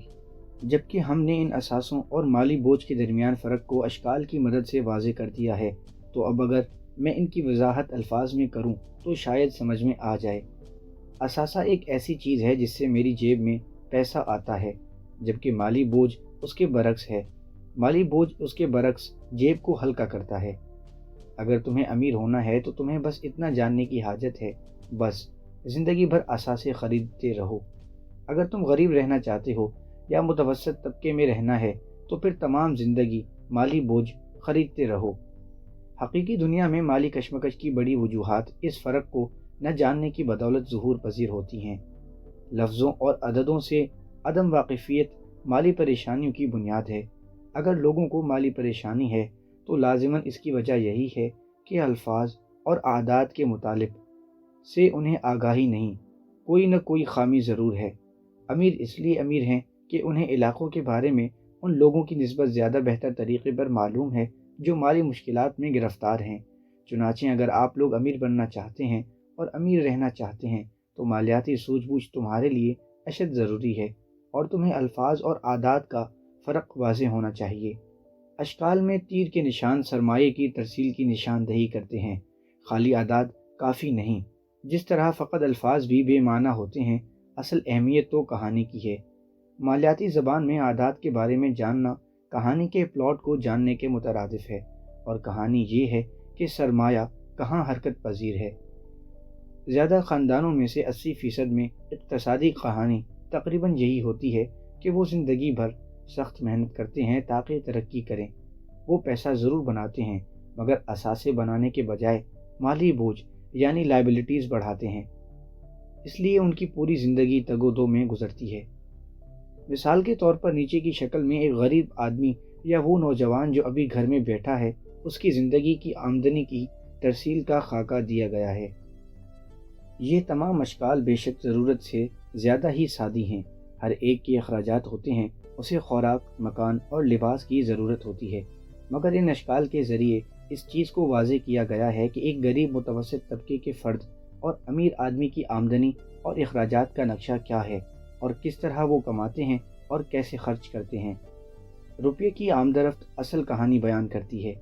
یہ کہانی اس طریقہ کار کی ہے جس کو بروئے کار لا کر ایک شخص اپنی دولت اور مالی معاملات سے عہدہ برا ہوتا ہے، اور جب پیسہ ان کے ہاتھ میں آتا ہے تو وہ اسے کس طرح ہینڈل کرتے ہیں۔ میں نے امریکہ کے امیر ترین آدمیوں کی داستان اس لیے بیان کی تاکہ آپ لوگوں پر واضح کر سکوں کہ اکثر لوگوں کے خیالات میں اس بارے میں جو استشفاء ہے اسے واضح کروں، اور اشتباہ یہ ہے کہ پیسہ ہر درد کی دوا ہے۔ اسی لیے یہ فقرہ سن کر میرے رونگٹے کھڑے ہو جاتے ہیں جب لوگ مجھ سے تقاضا کرتے ہیں کہ جلدی امیر ہونے کا انہیں کوئی طریقہ بتا دوں یا انہیں کہاں سے ابتدا کرنی ہے۔ میں عموماً یہ بات سنتا ہوں، میرے سر پر قرض کا بوجھ ہے اور مجھے جلد پیسہ بنانا ہے، مگر زیادہ پیسہ بھی عموماً مسائل کو حل نہیں کرتا۔ حقیقت تو یہ ہے کہ اس سے مشکلات میں اضافہ ہوتا ہے۔ عام طور پر دولت ہماری المناک انسانی کمزوریوں کو اور واضح کرتی ہے، اور بہت سے ایسے پہلو جو عام طور پر ہم سے پنہاں ہوتے ہیں پوری شدت سے ہم پر عیاں ہوتے ہیں۔ یہی وجہ ہے کہ بسا اوقات جب اچانک کوئی شخص ڈھیر ساری دولت حاصل کرتا ہے، مثلاً ترکہ یا وراثت یا ترقی یا لاٹری میں جیت، تو جلد یا بدیر وہ وہی آنے والی جگہ پر آ جاتا ہے، یا اس کی حالت پہلے سے بھی ابتر ہو جاتی ہے۔ پیسہ آپ کے ذہن میں موجود کیش فلو یا پیسے کو ٹھکانے لگانے کے طریقہ کار میں تیزی برپا کر دیتا ہے۔ اگر تمہارا ارادہ سارا پیسہ خرچ کرنے کا ہے تو زیادہ احتمال ہے کہ اخراجات میں اضافہ کر کے آپ زائد آمدنی اس میں لگا دیں۔ بس مشہور کہانی کہ ایک احمق اور دولت دونوں ساتھ ساتھ نہیں چل سکتے، اور جلد ہی ان کے راستے جدا ہو جاتے ہیں۔ میں نے متعدد بار کہا ہے کہ اسکول میں جا کر ہم اپنی پیشہ ورانہ قابلیت اور عملی استعداد میں اضافہ کرتے ہیں، دونوں ہی اپنی اپنی جگہ اہم ہیں۔ ہم اپنی پیشہ ورانہ قابلیت کے بلبوتے پر دولت پیدا کرتے ہیں۔ 1960 میں یہ حالت تھی کہ اگر پڑھائی کے دوران کسی طالب علم کا تعلیمی ریکارڈ غیر معمولی ہوتا تو اسی وقت فرض کر لیا جاتا کہ بڑا ہو کر وہ ڈاکٹر بنے گا۔ کوئی بھی شخص اس طالب علم سے یہ پوچھنے کی زحمت گوارا نہ کرتا کہ آیا اسے خود بھی ڈاکٹر بننے کا شوق ہے یا نہیں۔ اسے فرض کر لیا جاتا کہ وہ ضرور ڈاکٹر بن کر خوب دولت کمائے گا۔ مگر آج کے ڈاکٹر کو جس طرح کی مالی مشکلات کا سامنا ہے وہ اتنی حوصلہ شکن ہے کہ میں اپنے بدترین دشمنوں کے لیے بھی یہ توقع نہ کروں گا کہ انہیں ایسے حالات کا سامنا ہو۔ کاروبار انشورنس کمپنیوں کے ہاتھ میں آنے کے بعد انہیں ہیلتھ کیئر کی جھنجھٹ، حکومتی مداخلت اور علاج میں مجرمانہ غفلت کی وجہ سے سینکڑوں مقدمات کا سامنا ہے۔ آج کل بچے باسکٹ بال کے کھلاڑی بننا چاہتے ہیں، ٹائیگر ووڈ کی طرح گولفر بننا چاہتے ہیں، کمپیوٹر میں مہارت حاصل کرنا چاہتے ہیں، فلم ایکٹر بننے کے شائق ہیں، سنگر بننے کا انہیں جنون ہے، بیوٹی کانٹیسٹ یا مقابلہ حسن میں حصہ لینا چاہتے ہیں، یا وال اسٹریٹ کے تاجر بنتے ہیں کیونکہ وہاں انہیں شہرت ملتی ہے، دولت بھی اور عزت بھی۔ یہی وجہ ہے کہ آج کل کے بچوں کو اسکولوں میں پڑھائی کی طرف راغب کرنا مشکل ہو گیا ہے، کیونکہ آج کل کے نوجوانوں کو اندازہ ہو گیا ہے کہ تعلیمی استعداد اب ترقی کا زینہ نہیں بلکہ عامیانہ زندگی کی طرف جانے کا ایک دھندلا راستہ ہے۔ چونکہ بچے بغیر مالیاتی تربیت کے عملی زندگی میں داخل ہوتے ہیں تو شروع میں تو انہیں مالی کامیابیاں نصیب ہوتی ہیں، مگر بعد ازاں اقتصادی دلدل میں پھنس کر رہ جاتے ہیں۔ وہ زیادہ سے زیادہ محنت کرتے ہیں مگر آگے بڑھنے سے قاصر رہتے ہیں، چھٹکارے کی کوئی صورت دکھائی نہیں دیتی، اور ان کی تعلیم میں جو کمی رہ گئی تھی اب وہ اپنا رنگ دکھاتی ہے، یعنی پیسے کو کیسے خرچ کرنا ہے، اور جب پیسہ ہاتھ میں آئے تو کیا وتیرہ اپنانا ہے۔ اسے کہتے ہیں مالیاتی رجحان، یعنی پیسہ ہاتھ میں آنے کے بعد اسے خرچ کیسے کرنا ہے اور لوگوں کی چھینا جھپٹی سے خود کو کیسے محفوظ کرنا ہے، اسے کس طرح لمبے عرصے تک اپنے تصرف میں رکھنا ہے، اور کیسے اسے اپنے مفاد میں زیادہ سے زیادہ بروئے کار لانا ہے۔ بہت سارے لوگوں کو یہ بات سمجھ میں نہیں آتی کہ پیسے کے لیے کیوں اتنی سخت محنت کرنی پڑتی ہے، کیونکہ انہیں نقدی کی ترسیل یا کیش فلو کے بارے میں علم نہیں ہوتا۔ کوئی بھی شخص تعلیمی لحاظ سے اور پیشہ ورانہ طور پر بہت لائق فائق ہو سکتا ہے، مگر اگر اسے مالی جوڑ توڑ کا علم نہیں تو سب بیکار ہے۔ انہیں عام طور پر ضرورت سے زیادہ محنت کرنی پڑتی ہے، کیونکہ محنت کے بارے میں تو انہیں علم ضرور تھا، مگر یہ جانتے نہیں تھے کہ پیسے کو اپنے استعمال میں کیسے لایا جائے۔ مضمون: کہانی اس حقیقت کی جب مالیاتی خواب کی تلاش مالیاتی بدخوابی میں بدل جاتی ہے۔ محنتی لوگوں کی طرز زندگی کا خاکہ یکساں ہوتا ہے۔ حالیہ شادی خوشباش اعلیٰ تعلیم یافتہ جوڑا ایک ہی جگہ بود و باش اختیار کرتے ہیں، ایک چھوٹے سے تنگ کرائے کے فلیٹ میں۔ فوری طور پر انہیں احساس ہوتا ہے کہ اکٹھے رہ کر وہ بچت کر رہے ہیں۔ مشکل یہ ہے کہ فلیٹ چھوٹا ہے۔ وہ خواب دیکھتے ہیں کہ بجٹ میں بڑھاوا کر کے ایک کشادہ ذاتی گھر خرید لیں، جہاں ان کے بچے بہتر زندگی گزار سکیں۔ ان کی آمدنی بھی دگنی ہوتی ہے۔ اب وہ اپنے کیریئر پر توجہ کرتے ہیں۔ ان کی آمدنی میں اضافہ ہوتا ہے۔ جوں جوں آمدن میں اضافہ ہوتا ہے، ان کے اخراجات میں اسی رفتار سے اضافہ ہوتا ہے۔ یعنی کہ جب بھی انکم بڑھتی ہے، یعنی آمدن، تو اخراجات بھی بڑھ جاتے ہیں۔ کسی شخص کے سب سے زیادہ اخراجات ٹیکس واجبات پر اٹھتے ہیں۔ بہت سے لوگوں کا خیال ہے کہ یہ انکم ٹیکس ہے، مگر اکثر امریکنوں کے لیے سب سے بڑا ٹیکس سوشل سیکیورٹی ہے۔ ایک ملازمت پیشہ شخص یہ سمجھتا ہے کہ سوشل سیکیورٹی ٹیکس اور میڈیکیئر ٹیکس کی مدد میں وہ اندازاً 7.5% ادا کر رہا ہے، مگر در حقیقت یہ 15% ہے، کیونکہ آجر کو اتنی ہی رقم سوشل سیکیورٹی میں ادا کرنی ہوتی ہے، اور وہ رقم ملازم کو دینے کے بجائے حکومت کے خزانے میں جمع کروا دیتا ہے۔ اس پر ترا یہ ہے کہ آپ کو اس رقم پر جو آپ کی تنخواہ سے کاٹ کر مالک نے سوشل سیکیورٹی کی مد میں ادا کی ہے، ایک بار پھر اس پر انکم ٹیکس ادا کرنا پڑتا ہے۔ یہ وہ رقم تھی جو کبھی بھی آپ کو نہ ملی، بلکہ سیدھی سوشل سیکیورٹی کے بجٹ میں چلی گئی۔ پھر ان کی ذمہ داریوں میں اضافہ ہوتا ہے۔ ایسے مذکورہ نئے شادی شدہ جوڑے کی طرف ایک بار پھر رجوع کر کے واضح کیا جا سکتا ہے، ان کی آمدنی بڑھنے کے نتیجے میں وہ اپنی مرضی کا گھر خریدنے کے لیے نکل کھڑے ہوتے ہیں۔ جب وہ اس گھر میں رہائش اختیار کرتے ہیں تو ان پر ایک اور ٹیکس لاگو ہو جاتا ہے، جسے پراپرٹی ٹیکس کہتے ہیں۔ پھر وہ ایک نئی گاڑی خریدتے ہیں، نیا فرنیچر خریدتے ہیں اور دوسرا نیا گھریلو سامان خریدتے ہیں، اور پھر اچانک وہ بیدار ہوتے ہیں اور دیکھتے ہیں کہ ان کی مالی ذمہ داریوں کا کالم رہن پر اور کریڈٹ کارڈز کی قرضوں سے اٹا پڑا ہے، اور اب ریٹ ریس شروع ہو جاتی ہے۔ اس دوران ایک بچہ پیدا ہوتا ہے، وہ زیادہ محنت کرتے ہیں، مسائل اور زیادہ ہو جاتے ہیں، اور یہ سلسلہ اسی طرح خود کو دہراتا رہتا ہے۔ جب آمدنی زیادہ ہوتی ہے تو انکم ٹیکس کی شرح بڑھتی ہے، اسے بریکٹ کریپ کہتے ہیں۔ ڈاک کے ذریعے ایک کریڈٹ کارڈ وارد ہوتا ہے، وہ اسے استعمال کر لیتے ہیں، خرچہ کارڈ سے تجاوز کر جاتا ہے۔ ایک قرض کمپنی فون کر کے انہیں اطلاع دیتی ہے کہ ان کے بیش قیمت اثاثے یعنی ان کے ذاتی گھر کی قیمت زیادہ ہو گئی ہے۔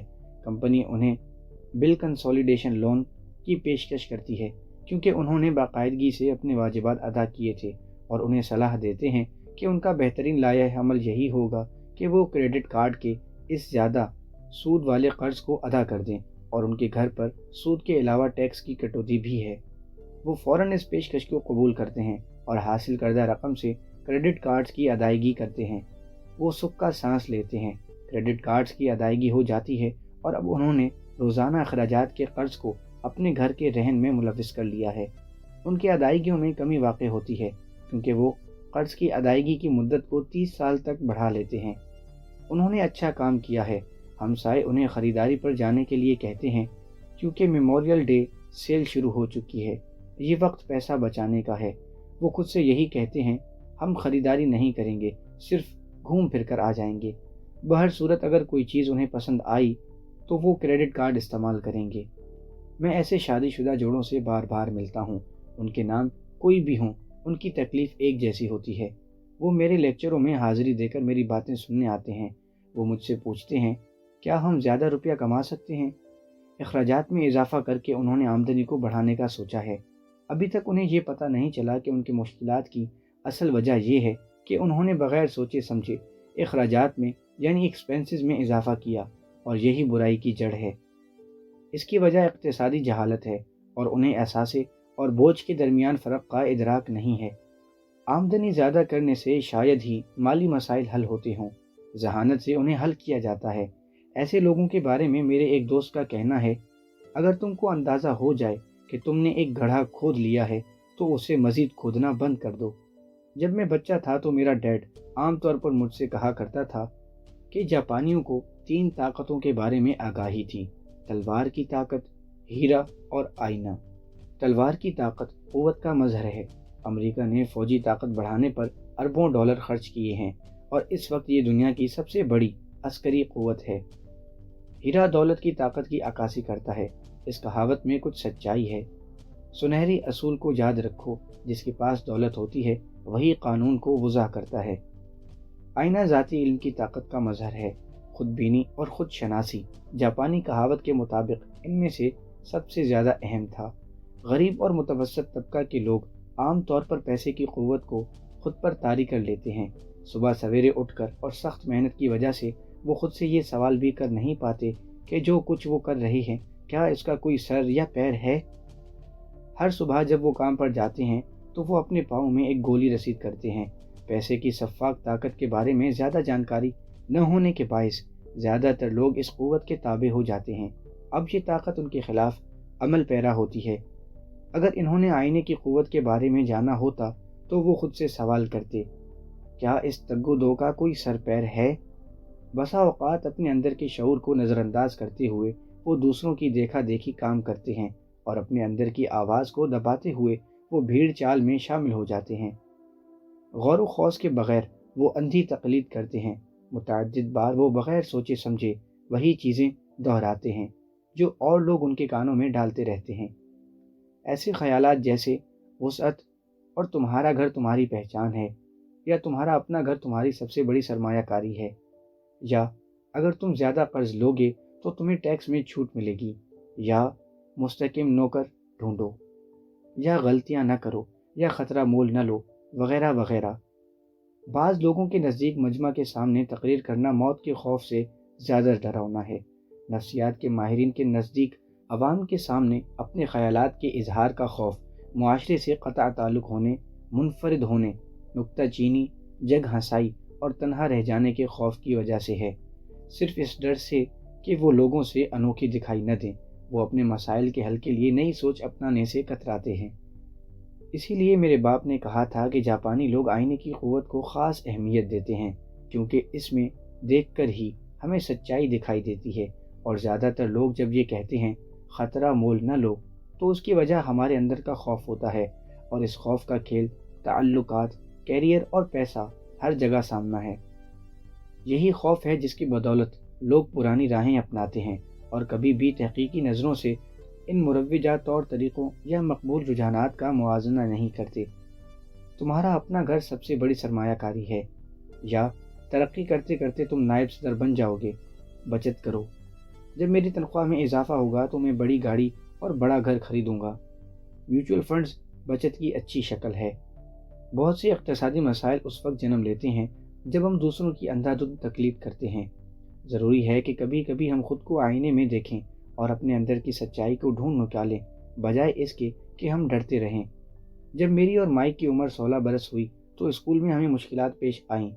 ہم برے لڑکے نہ تھے، مگر غیر مرئی طور پر ہم اپنے ہم جماعتوں سے الگ ہوتے گئے۔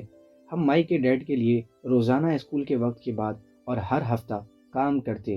ہم اکثر کام کے بعد گھنٹوں مائک کے ڈیڈ کے پاس اس کے دفتر میں بیٹھے رہتے، جبکہ وہ اپنے بینکرز، وکیلوں، حساب دانوں، سٹے بازوں، سرمایہ کاروں، منتظموں اور ملازموں سے ملاقاتیں کرتا رہتا۔ یہ وہ شخص تھا جس نے 13 سال کی عمر میں اسکول کو تیاگ دیا تھا، اور اب وہ رہنمائی کر رہا تھا، احکام نازل کر رہا تھا، مشورے دے رہا تھا اور پڑھے لکھے لوگوں پر جرح کر رہا تھا۔ وہ دم ہلاتے ہوئے اس کی آواز پر لبیک کہتے تھے، اور جب وہ ان سے ناراض ہوتا تو وہ سہم جاتے۔ یہی وہ شخص تھا جس نے فرسودہ روایات کا غلام بننے سے انکار کر دیا تھا۔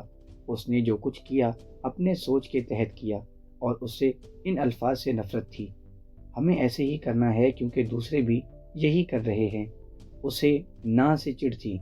اگر آپ اسے کسی کام کو کرنے پر راضی کرنا چاہتے تو صرف یہ کہنا کافی تھا: میرا خیال نہیں کہ تم یہ کام کر سکو گے۔ ہم نے اس کے دفتر میں بیٹھ کر ملاقاتوں کے دوران اتنا کچھ سیکھ لیا جو اسکول کی پڑھائی سے کجا زیادہ تھا۔ مائک کے باپ نے اسکول سے تعلیم حاصل نہ کی تھی، پھر بھی وہ معاشی طور پر تعلیم یافتہ تھا اور کامیاب تھا۔ وہ بار بار ہم سے کہا کرتا کہ ایک ذہین آدمی اپنے سے زیادہ ذہین لوگوں کو ملازم رکھتا ہے۔ چنانچہ مجھے اور مائک کو گھنٹوں ذہین لوگوں کی صحبت نصیب ہوئی اور اس سے ہم نے استفادہ کیا، لیکن اسی وجہ سے ہم دونوں اس مقبول عام راستے کو اختیار نہ کر پائے جو ہمارے استادوں نے ہمیں سکھایا تھا، اور اس سے مشکلات پیدا ہوئیں۔ جب کبھی استاد یہ کہتا اگر تم نے اچھے گریڈ حاصل نہ کیے تو حقیقی دنیا میں تم ناکام ہو جاؤ گے، یہ سن کر مجھے اور مائک کو تعجب ہوتا۔ جب ہمیں اصولوں کی پیروی کی تلقین کی جاتی اور رائج الوقت طریقوں پر چلنے کو کہا جاتا تو ہمیں احساس ہوتا کہ تعلیمی نظام کس طرح تخلیق اور تحقیق کی حوصلہ شکنی کرتا ہے۔ ہم کو پتہ چلتا گیا کہ ہمارے امیر ڈیڈ کا کہنا بجا تھا کہ مروجہ تعلیمی نظام اچھے ملازم تو پیدا کرتا تھا لیکن اچھے مالک نہیں۔ بعض اوقات میں اور مائک اپنے استاد سے پوچھ بیٹھتے کہ جو کچھ ہم پڑھ رہے تھے عملی طور پر اس کا کیا فائدہ تھا، اور یہ کہ وہ ہمیں دولت کے بارے میں کیوں نہیں بتاتے تھے اور اس سے کیسے کام لیا جاتا تھا۔ اس سوال کو سن کر ہمیں اکثر یہ کہا جاتا کہ دولت کی کوئی وقت نہ تھی، اور اگر ہم نے تعلیمی میدان میں نمایاں کارنامے سر انجام دیے تو دولت خود بخود آ جائے گی۔ جوں جوں پیسے کے بارے میں ہماری معلومات میں اضافہ ہوا، ہم استادوں اور ہم جماعتوں سے دور ہوتے گئے۔ میرا اعلیٰ تعلیم یافتہ باپ کبھی مجھ پر تعلیم میں اچھے گریڈ لینے پر زور نہ ڈالتا، اکثر اوقات میں اس پر حیران ہوتا، مگر پیسے کے بارے میں اکثر بحث چھڑ جاتی۔ 16 سال کی عمر تک مجھے اپنے والدین کے مقابلے میں معاملات کا علم زیادہ تھا۔ میں بک کیپنگ جانتا تھا، ٹیکس اکاؤنٹنٹس کی باتیں سنتا اور کارپوریٹ اٹارنیئر، بینکرز، اسٹیٹ بروکرز اور سرمایہ کاروں سے میرا اکثر واسطہ پڑتا۔ ایک دن میرا ڈیڈ مجھے بتلا رہا تھا کہ ہمارا گھر ہمارا سب سے بڑا اثاثہ کیوں تھا، اور جب میں نے اسے بتلانا چاہا کہ ہمارا گھر ہمارا سب سے بڑا اثاثہ کیوں نہیں تھا تو جھگڑا شروع ہو گیا۔ آگے آنے والے ڈائیگرام میں نے اپنے امیر ڈیڈ اور حقیقی والد کو اپنے گھر کے بارے میں خیالات کی تضادات کو واضح کرنے کی کوشش کی ہے۔ ایک باپ کا خیال تھا کہ اپنا گھر اثاثہ تھا، دوسرا اسے مالی بوجھ خیال کرتا تھا۔ امیر ڈیڈ، اپنا گھر اقتصادی بوجھ ہے۔ غریب ڈیڈ، اپنا گھر اثاثہ ہے۔ مجھے اچھی طرح یاد ہے کہ اس شکل کی مدد سے اپنے ڈیڈ کی آمدن کی جمع خرچ کے حساب کو واضح کیا اور اسے بتایا کہ سرمایہ کیسے ہاتھوں سے نکلتا ہے۔ میں نے اسے یہ بھی سمجھایا کہ اپنے مکان کی بدولت کون سے اخراجات لاگو ہوتے ہیں۔ اگر گھر بڑا ہوگا تو خرچ بڑھے گا اور اخراجات کی مد میں سرمایہ دن بدن ہاتھوں سے نکلتا جائے گا۔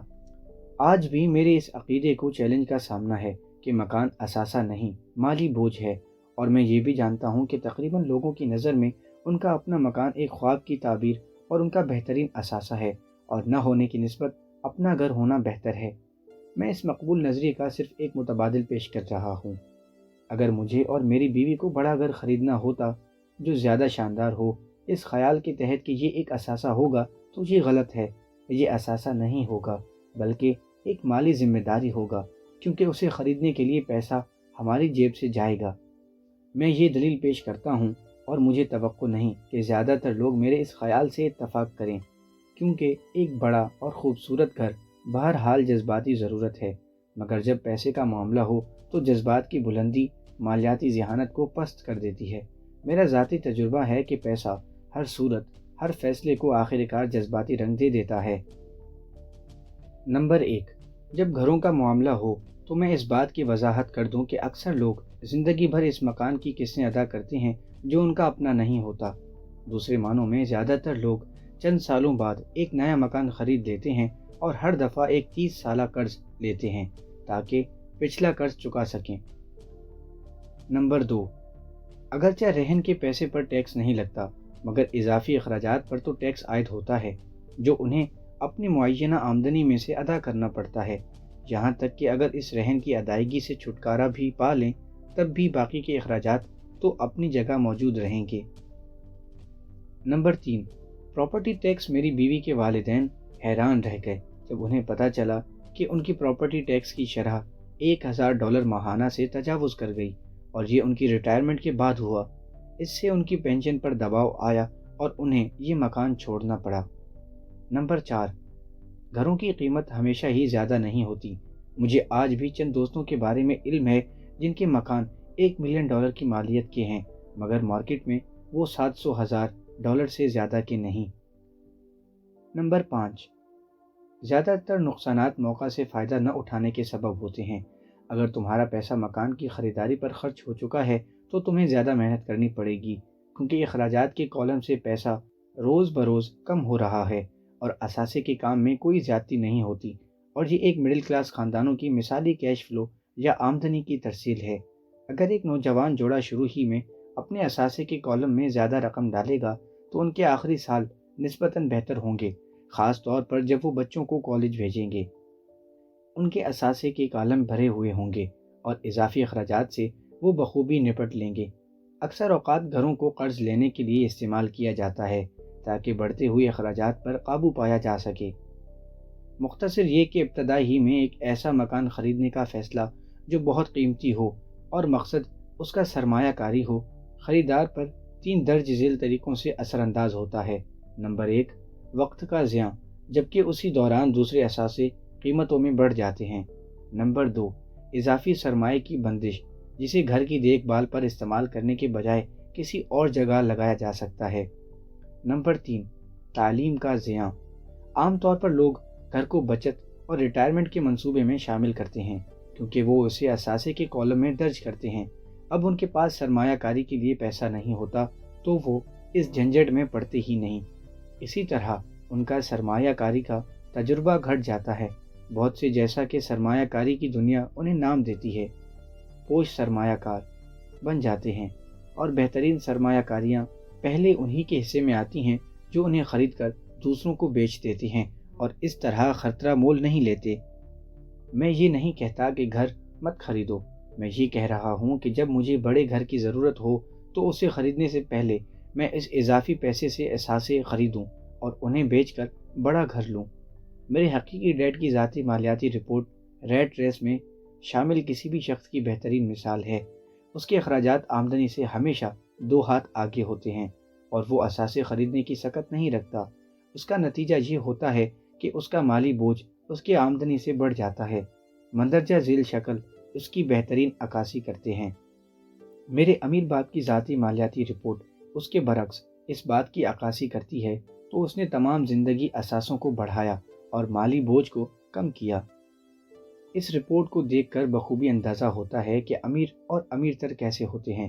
اثاثے کا کالم یعنی ایسٹ کا کالم ضرورت سے زیادہ روپیہ پیدا کرتا ہے، جس سے اخراجات یعنی ایکسپینسز احسن طریقے سے پورے ہوتے ہیں، اور جو بچتا ہے اسے ایک بار پھر اثاثوں میں لگا دیا جاتا ہے۔ اثاثے کا کالم بڑھتا جاتا ہے اور اس کے ساتھ ساتھ آمدنی میں بھی اضافہ ہوتا ہے۔ مڈل کلاس خاص طور پر ہر وقت مالی مشکلات میں گھری رہتی ہے۔ ان کی آمدنی کا بڑا ذریعہ تنخواہ یا مزدوری ہے، اور جوں مزدوری بڑھتی ہے ان کے ٹیکسوں میں اضافہ ہوتا ہے، ان کے اخراجات میں بھی اضافہ ہوتا ہے۔ چنانچہ بڑھتی ہوئی آمدنی کے متوازی بڑھتا ہوا خرچ انہیں ریٹ ریس میں شامل کر دیتا ہے۔ وہ اپنے گھر کو اپنی بنیادی سرمایہ کاری کہتے ہیں، بجائے اس کے کہ وہ اس پیسے کو آمدنی پیدا کرنے والے اثاثوں میں لگاتے۔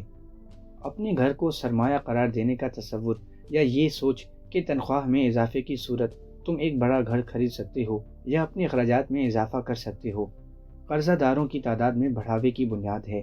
اخراجات میں اضافے کی بدولت خاندان قرضے کی لعنت میں جکڑا جاتا ہے اور اس کی مالیاتی بے یقینی اور بڑھتی ہے، باوجود یہ کہ ان کی تنخواہوں میں اضافہ ہو اور باقاعدگی سے ترقی کی راہ پر گامزن ہوں۔ کمزور مالیاتی تعلیم کی وجہ سے یہ ایک پرخطر رہن سہن ہے۔ 1990 عیسوی میں بے روزگاروں کی تعداد میں اضافہ ہوا، کاروبار سمٹ گئے اور اچانک اب کمپنیوں کی پینشن کی ادائیگی کے طریقے کو بدل کر 401 کے منصوبہ لاگو کیا گیا۔ سوشل سیکیورٹی بھی مشکل سے دوچار ہے اور ریٹائرمنٹ کے بعد اس کا سہارا بھی دیگرگوں ہے۔ متوسط طبقہ تشویش میں مبتلا ہے۔ اس کا ایک اچھا نتیجہ یہ نکلا کہ بہت سے لوگ عین موقع پر خطرے سے آگاہ ہو گئے اور انہوں نے میوچل فنڈز خریدنے شروع کر دیے۔ میوچل فنڈز میں سرمایہ کاری کے باعث اسٹاک مارکیٹ کی حالت بہتر ہو گئی۔ متوسط طبقے کی ضرورت کا احساس کرتے ہوئے نئے میوچل فنڈز متعارف کروائے گئے۔ میوچل فنڈز اس لیے مقبول ہیں کہ ان میں سرمایہ کاری سے ہمارا روپیہ محفوظ رہتا ہے۔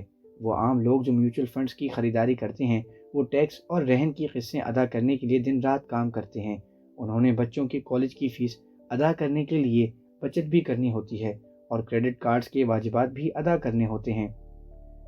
ان کے پاس اتنا وقت نہیں ہوتا کہ سرمایہ کاری کی جانکاری لیں اور پیسہ لگانے سے پہلے ہر پہلو پر غور کریں، مگر ہوتا یہ ہے کہ وہ میوچل فنڈز کے مینیجر پر بھروسہ کر کے سرمایہ کاری کر لیتے ہیں، کیونکہ میوچل فنڈز میں سرمایہ کاری کی بہت سی اقسام ہیں۔ پیسہ لگانے والوں کو یقین ہوتا ہے کہ ان کا پیسہ محفوظ ہاتھوں میں ہے، کیونکہ انہوں نے اسے منتشر کر دیا ہے۔ پڑھے لکھے متوسط طبقے کے لوگ پیسے کو پھیلانے کے لیے کلیے کو مد نظر رکھتے ہوئے اور میوچل فنڈز کے ایجنٹوں اور مالی منصوبہ سازوں کی چکنی چپڑی باتوں میں آ کر کہ یہ سرمایہ کاری محفوظ ہے اور اس میں کوئی بھی کمی بیشی کی توقع نہیں، اپنا پیسہ بغیر سوچے سمجھے ان منصوبے میں لگا دیتے ہیں۔ ابتدائی مالیاتی تعلیم کی کمی ہی وہ افسوسناک حقیقت ہے جس سے خطرات لاحق ہوتے ہیں۔ محتاط سرمایہ کاری کی وجہ یہ ہے کہ ان لوگوں کے حالات عام طور پر اچھے نہیں ہوتے اور مالی پیچیدگیاں ان کو گھیرے رکھتی ہیں۔ ان کی آمدنی اور اخراجات میں توازن نہیں ہوتا، بوجھ اور ذمہ داریاں ان کے سروں پر مسلط ہوتی ہیں اور اثاثے بھی نہیں ہوتے کہ آمدنی کی کوئی صورت درآمد ہو۔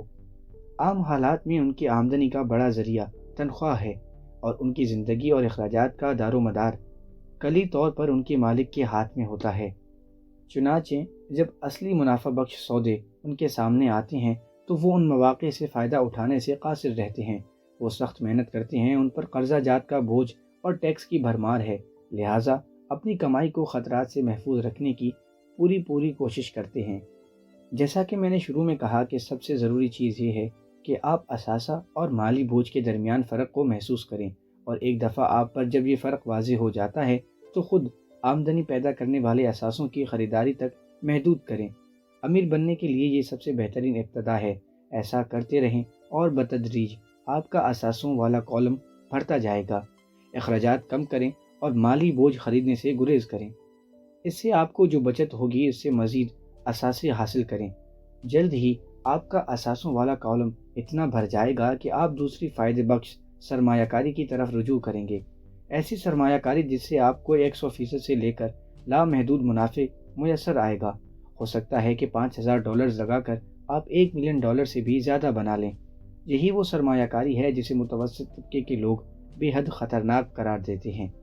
سرمایہ کاری زر رساں نہیں ہوتی، یہ بیماری مالیاتی ذہانت کی کمی ہے جو ہمیں یہ سوچ عطا کرتی ہے۔ وہ مالی تعلیم سے شروع ہوتی ہے۔ اس وجہ سے کوئی شخص بہت خطرناک ہو جاتا ہے۔ اگر آپ بھیڑ کی چال چل کر وہی کرتے ہیں جو دوسرے کرتے ہیں تو پھر صورتحال کچھ ایسی ہوگی۔